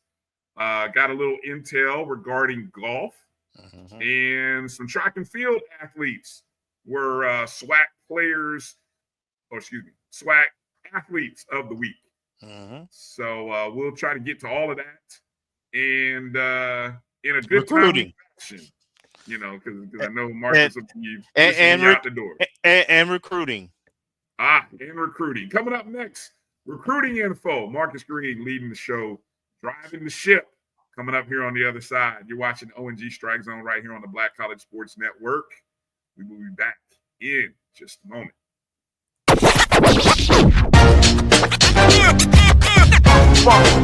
It's like a loop machine. Going around town, people trying to get down.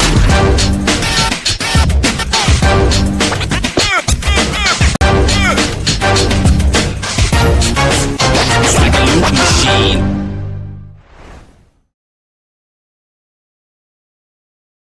You're looking for the latest information on Southern University sports, the Southwestern Athletic Conference, and HBCU athletics. There's only one place to go. Tune in to the Carlos Brown Show, exclusively on the Black College Sports Network. It's never too early to plant the seed, to share the tradition, and instill a sense of pride in your HBCU with your little ones. HBCU Pride and Joy Children's Boutique helps you share your school spirit with a wide selection of adorable kids apparel and accessories officially licensed from your favorite HBCU. Visit hbcupridejoy.com and follow us on all social media at HBCU Pride Joy on Facebook and Twitter. Hey y'all, it's your girl Sonia from She Say Sports. Make sure to check us out every Friday morning at 9 a.m. on Black College Sports Network, YouTube, and Linktree. And please don't forget to subscribe to our YouTube page.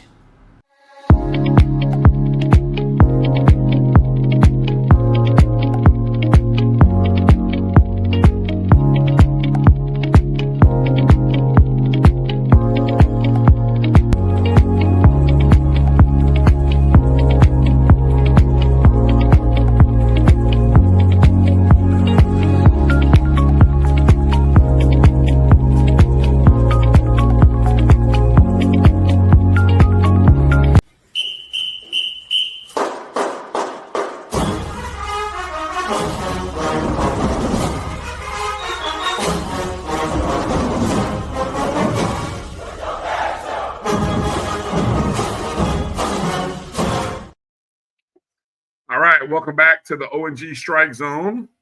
Bryan, Kelvin, Marcus here, joining you tonight. All right, so a little potpourri of some different things to get into. I know Marcus has got his recruiting update and information here ready to go. All right. Marcus, do you wanna run through recruiting stuff or you want me to get through the potpourri stuff from track, golf, tennis? Let's do the recruiting.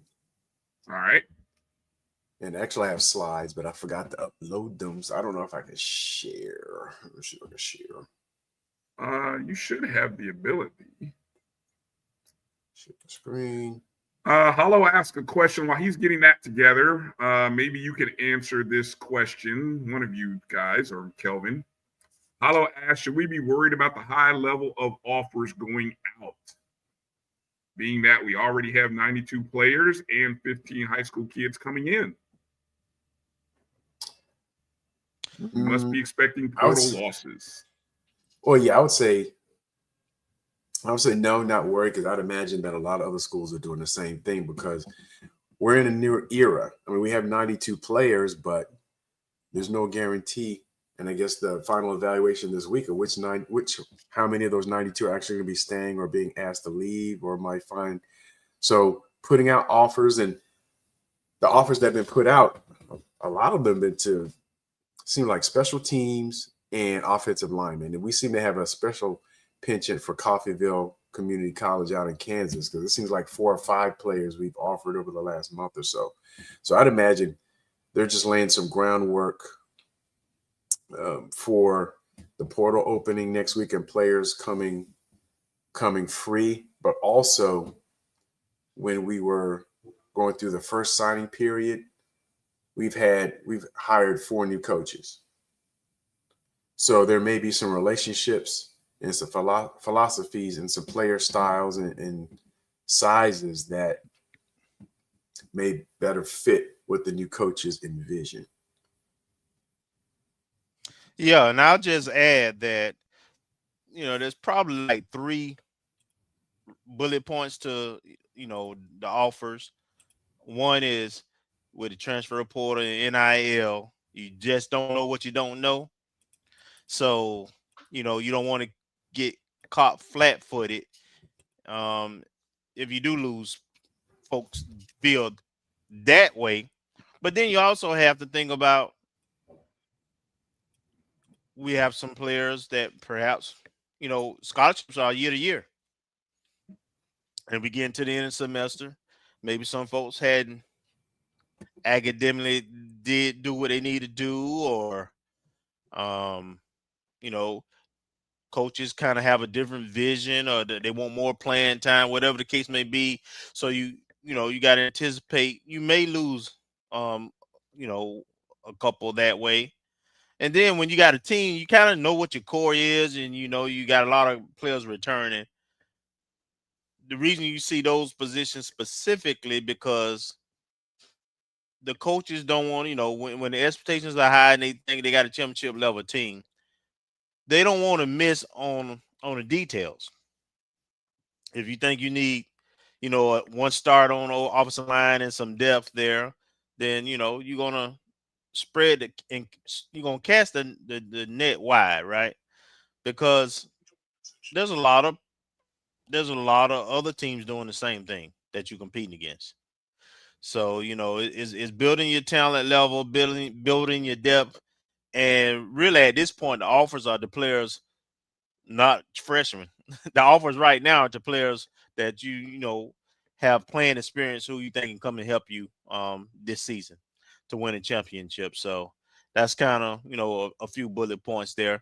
And I'll just also mention that at the Orange and Green game this week, we will have a lot of high school recruits, juniors, upcoming juniors and seniors in high school. There'll be a group of kids there. So we definitely want them to have a good feeling, great visit, great atmosphere. The weather should be really beautiful out there. And we hopefully are programming them to be future Rattlers. Man, that's a tough one. Kylan, you remember Brecky and Harold. What was that from out of Chaminade, Madonna, I believe it was. Damn, I hate to see that he's at Bama State. Yikes. Yeah, and Coach Colsey was gushing about him signing there last year. Yes, he was. Yeah. Remember what I just said. It's a little bit easier to get in that Bama State. Wow. And maintain. Wow. All right, let's see. Marcus, I think I got your your graphic here. If you want to, are you on full screen here? No, I scroll through this. Hopefully, I'm not sure how it's rendering. Hopefully, it's showing. I don't know if you can go to PowerPoint preview mode. Go to preview mode. Far right. Right there next to the red button, to the left of that red button. This? Yeah, to the left of, what is that, preview mode or something? Slideshow format? Okay. Yeah, I could from the beginning, but I don't know if it's going to show because I'm not showing the. We'll try it. Can you still see that? Is it one full screen? Yeah, nothing changed. Okay, no, it didn't. Well, we'll just go with this. But I mean, some of this is a recap because I don't know if we've had any more softball commits. But it looks like we have 4 adding to the roster in the class of 2025, at least from the high school ranks. So we have Amaya Ramos, and all of these young ladies are signed. Erin Polite, Nathalie Williams, and Nairi James. Volleyball, Kristen Moore, and actually I think we went over this a couple weeks ago. Kristen Moore signed in November, but her sister, and I'm assuming twin sister, committed maybe about a month ago. Victoria Santana's a transfer. Brandy Boston, she's high school. And Alexandra Moore, she committed in March. And another young lady I know we talked about, LaDonna Trantham, she was committed to, who was it? Someone out in California. I want to say Cal State Bakersfield, but coach convinced her to come to Florida. And he also mentioned back when he came on the show, and I'm still trying to find it, he mentioned someone was coming in that week. It was like the week after signing day, but I still haven't seen anything. So I don't know. That implies another transfer, but I've not seen any hints. And I didn't see anything in the college volleyball transfer listing, a very similar listing to what Liv keeps. So I'm still keeping an eye out for that if that's true. Baseball. So far, I only have one commitment from last year, Jamarcus Benton from Jefferson, but I haven't seen anything else coming through for baseball for 2025. Track and field, we actually had a commitment, an offer earlier today, but these are only for commitments. So another recap, Lauren Thomas out of Archbishop Carroll in D.C., Franklin Niwa Jafari out of Australia, and I think he's here at a prep school. But there were a couple of others that we had offers out to, and I know one young lady, she committed to the University of Florida, and she was running track and sprints at the Burris School in Maryland, and she was very highly touted, so I hate that she got away. Basketball, Xana Justice, she signed in November, but she was in the state title game this year. Let's see. What year is she? Because I think at this point, with all of anybody from the women's basketball, mentioned their. All of these are freshmen. Okay, thank you. All of them. I haven't seen any transfers commit as of yet. Liv may know; she might know some information, but I haven't seen anything on social media, which is my primary source. Xander, if I'm Marcus, we only really have one young lady on roster still who hasn't either exhausted two. Transfer. I'm guessing we have a true freshman, Kayla Massey. I think she played for Reball. And I'm assuming the young lady that transferred in, her name slips my mind right now. I believe she came from the point guard that was injured. Purifoy. Yes. All right. I haven't seen anything. Okay. I haven't seen her name listed yet, but once again, Liv may know. But she may those may be the two survivors. Naya Rhodes, hopefully I'm pronouncing that right. Out of Clarkville Christian, Brooklyn Swan, out of Hunter Huss in North Carolina. Once again, these are high. And Cornelia Ellington, she committed about a month ago. Yep. Out of Atlanta. Seen on Instagram, I saw the on Instagram that she came in, did the photo shoot. So that was cool. Yes, and between her, I think, if I'm correct, I can't remember if they played each other or if they were on other sides of the bracket. We were both Miss Ellington at Langston Hughes and Xander Justice at Milton. I believe there were others. They may have played each other on the opposite side of the bracket for Class 5A. We'll say it's Class 5A in women's basketball. Men's basketball, the newest, probably the newest information that folks, Antonio Munoz, an athletic wing out of Chicago, Whitney Young, and back in the day, for those who came in with me back in the late 80s, we had a pretty strong athletic and academic, or actually mostly academic pipeline to Whitney Young High School in Chicago. And the other day, Jamil Mutalib coming over from App State, another guard that goes about 6'6", 165. And those are the ones that I've seen so far for our Olympic sports. I believe the transfer portal closes when, Kelvin? Is it the 25th of April, I think I recall? That sounds about right, yeah. Okay. And I will say, again, one of the things we have to take into account with the basketball is that, and probably even with all of these sports, is that, and right now basketball is the main window because of the sport season coming to an end and when this portal season is. But, you know, there's a lot of inflated NIL evaluations, right? I mean, that's been documented and discussed, where even at this year's Final Four,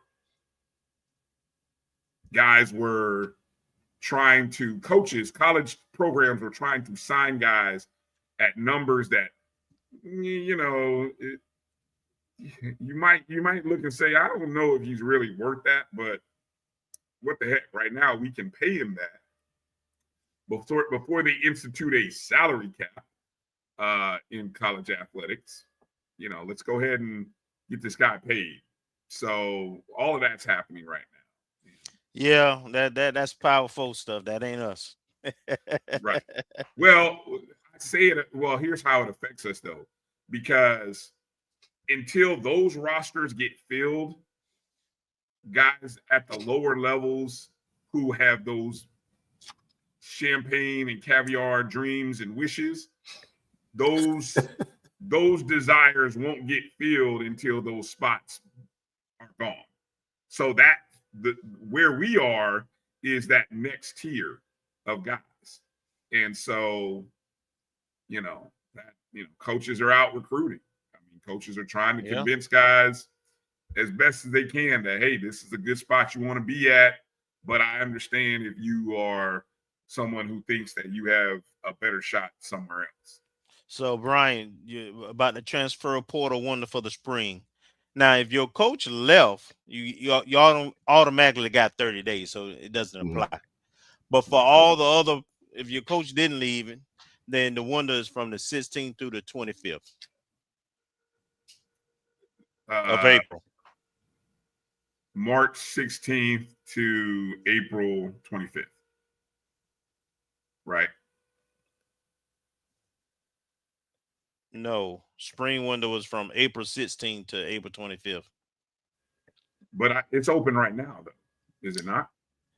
No, only if your coach left or moved. Oh, so you're talking football. Okay, yeah. I think what sport are we talking here?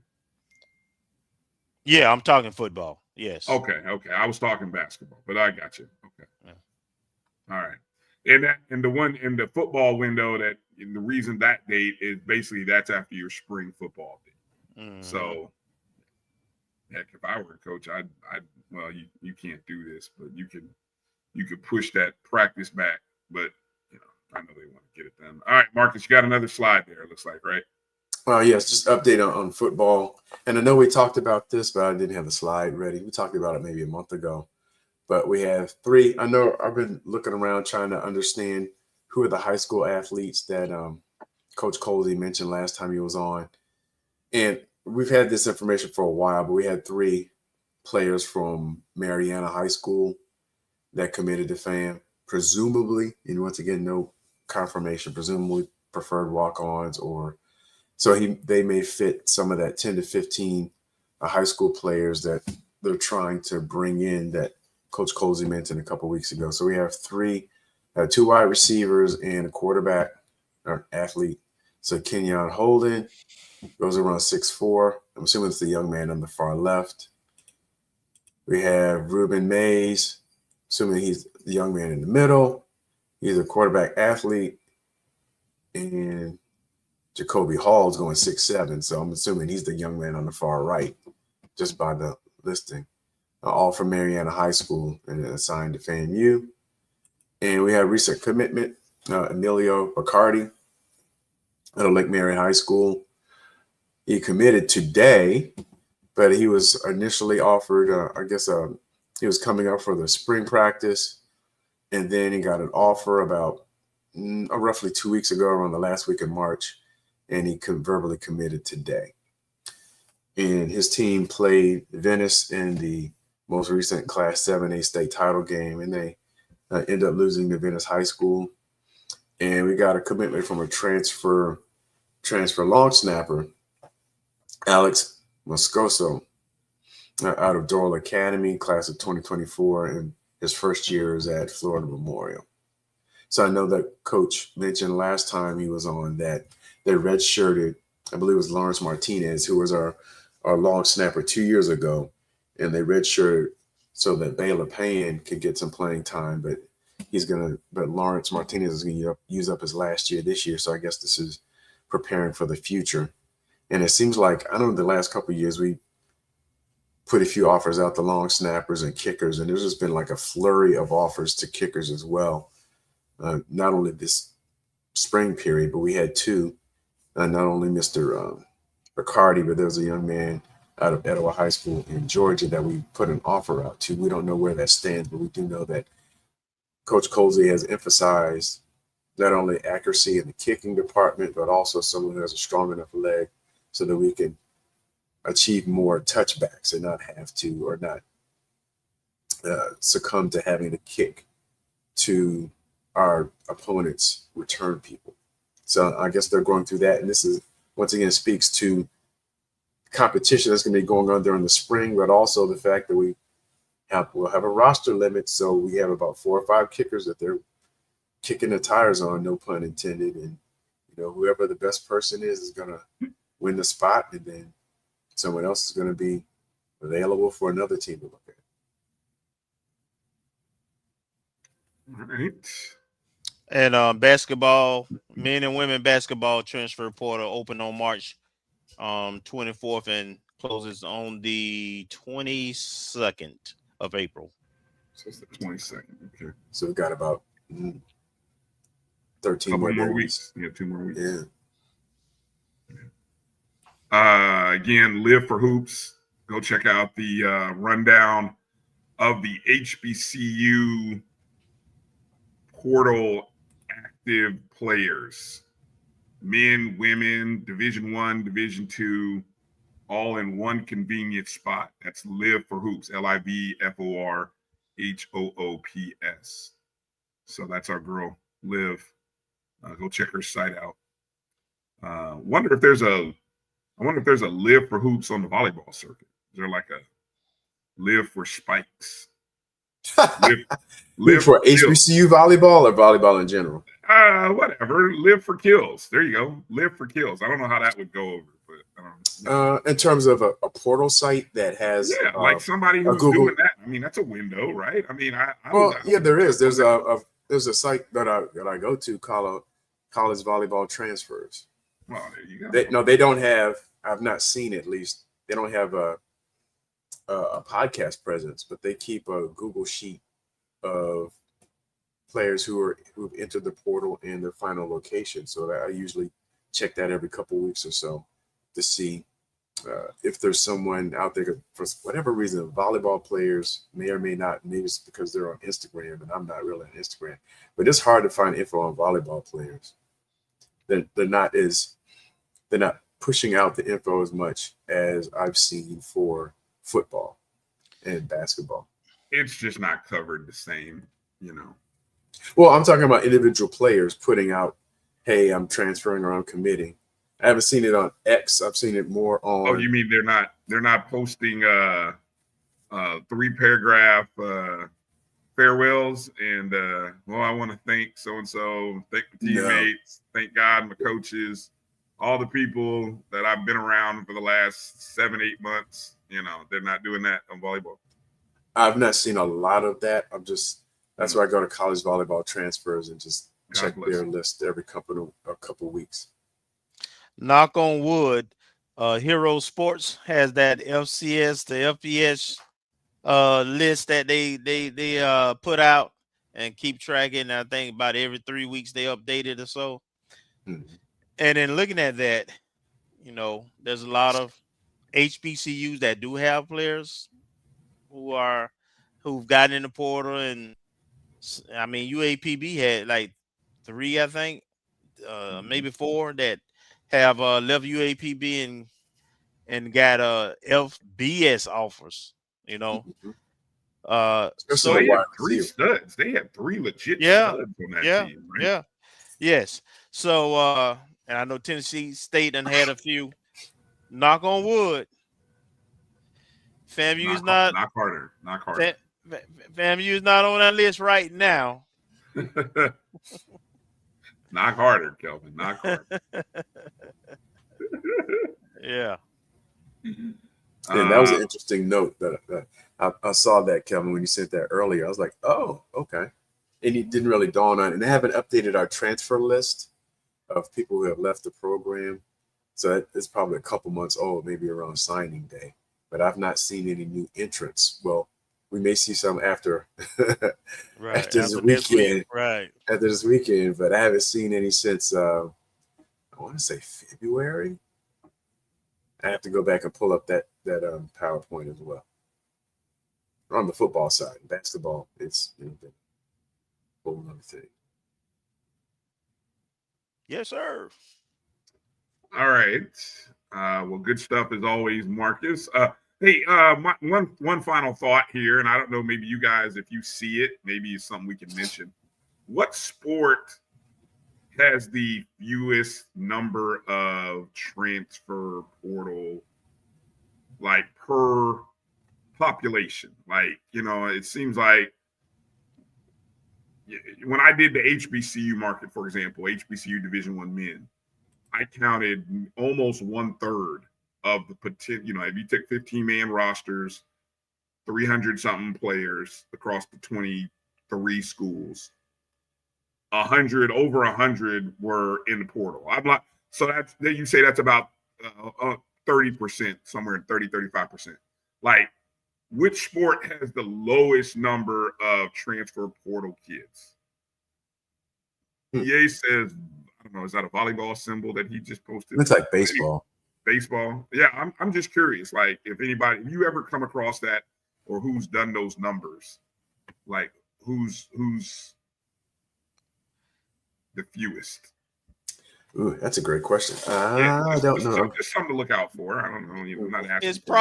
It's probably a lot harder to track because the non-revenue generating sports don't have any restrictions and really never have been regulated by the NCAA.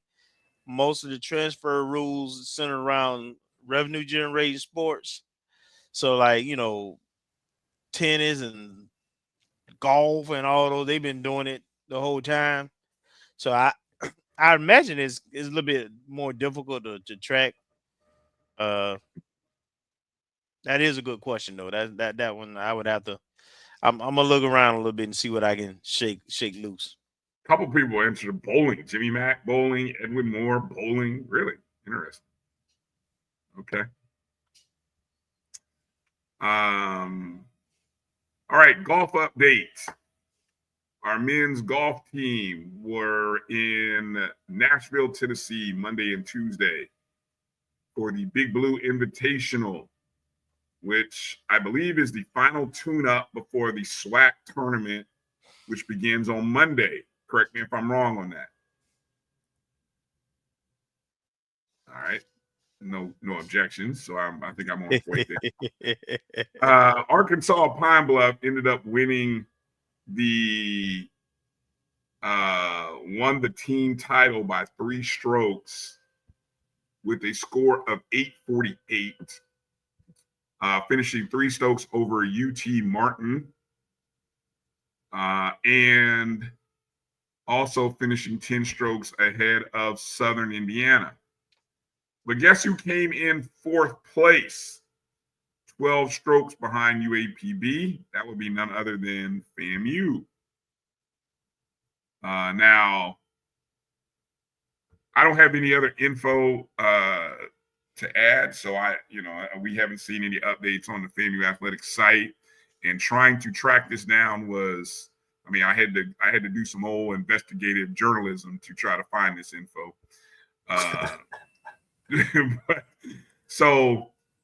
We know UAPB is the two-time defending champs. And if you remember our conversation with,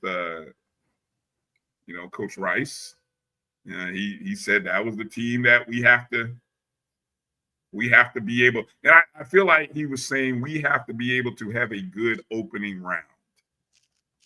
And I don't know what the numbers are, but I wonder if we just had a bad opening round in that tournament, the Big Blue Invitational, and then kind of settled down, had a good round 2 and 3, or was it something else? So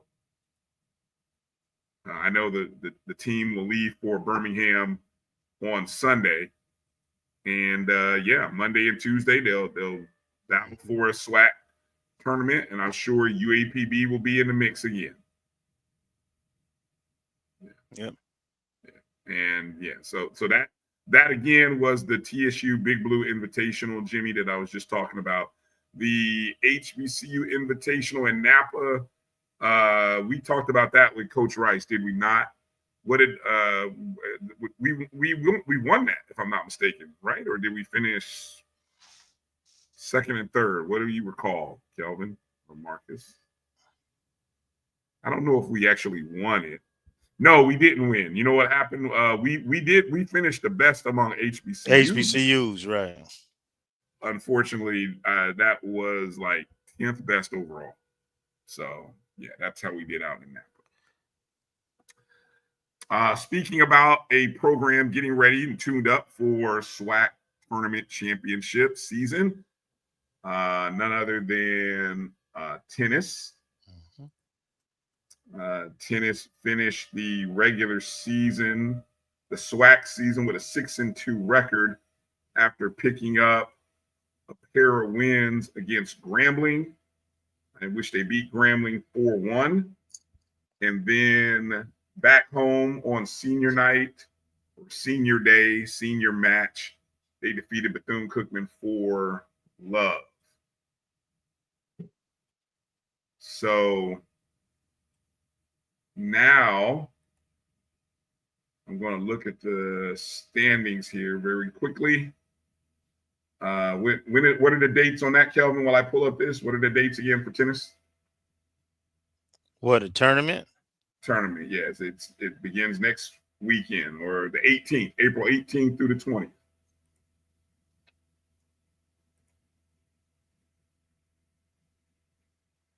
And the standings as of right now, we actually finished, let me see, is this 25? Yep.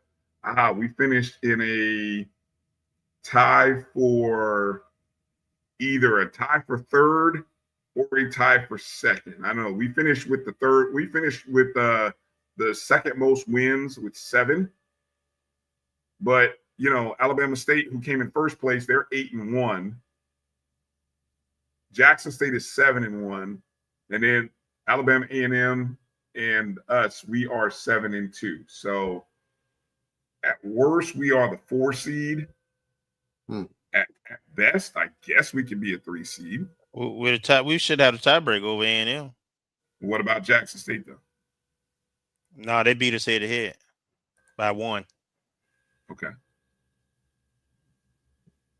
All right. Okay. So again, April 18th through the 20th, and we'll kind of look to see what happens there. Final sport to get to and mention is track and field. Last weekend, they had the Pepsi Florida relays. in Gainesville at the University of Florida. And really the two main men of note from the men's outdoor side were the two men who were named the SWAC Men's Outdoor Track and Field Athletes of the Week, none other than Kirk Dawkins and Paul Roden. And it was most likely because this was a loaded field, and Paul finished 4th overall in the high jump with 2.16 meters. Again, 4th overall, big time college programs. And then in the long jump, Paul finished 5th with a jump of 7.35 meters. All right, so good performances in the high and the long. And then who was the other one again? Kirk. Kirk's best performance was in the 800 meters, where he finished 17th overall with a time of 1:48.89. I'm assuming that's 1 minute 48 seconds, 0.89.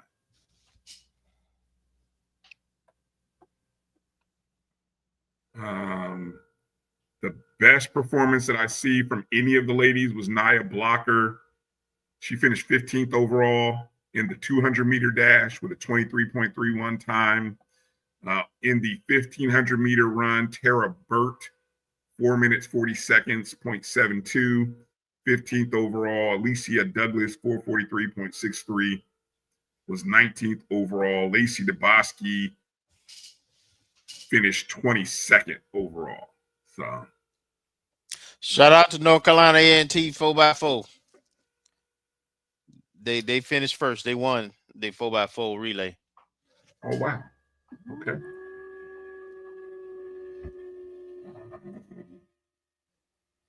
Track program is let me see, where are they running next?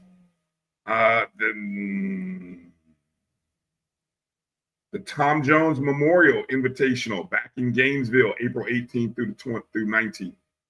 So that's next weekend.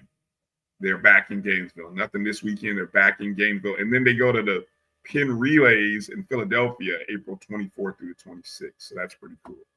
Mm-hmm. That's pretty cool. All right.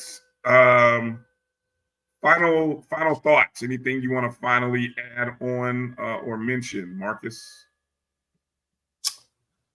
No, I guess the excitement is this weekend. So we get a preview of, if you're live, football, and then just everything is just converging this weekend. So it's going to be a lot to report on next week, and just looking forward to it. All right. Yeah, shout out to FAMU Club Soccer. Shout out to those guys. What do you got, Kelvin?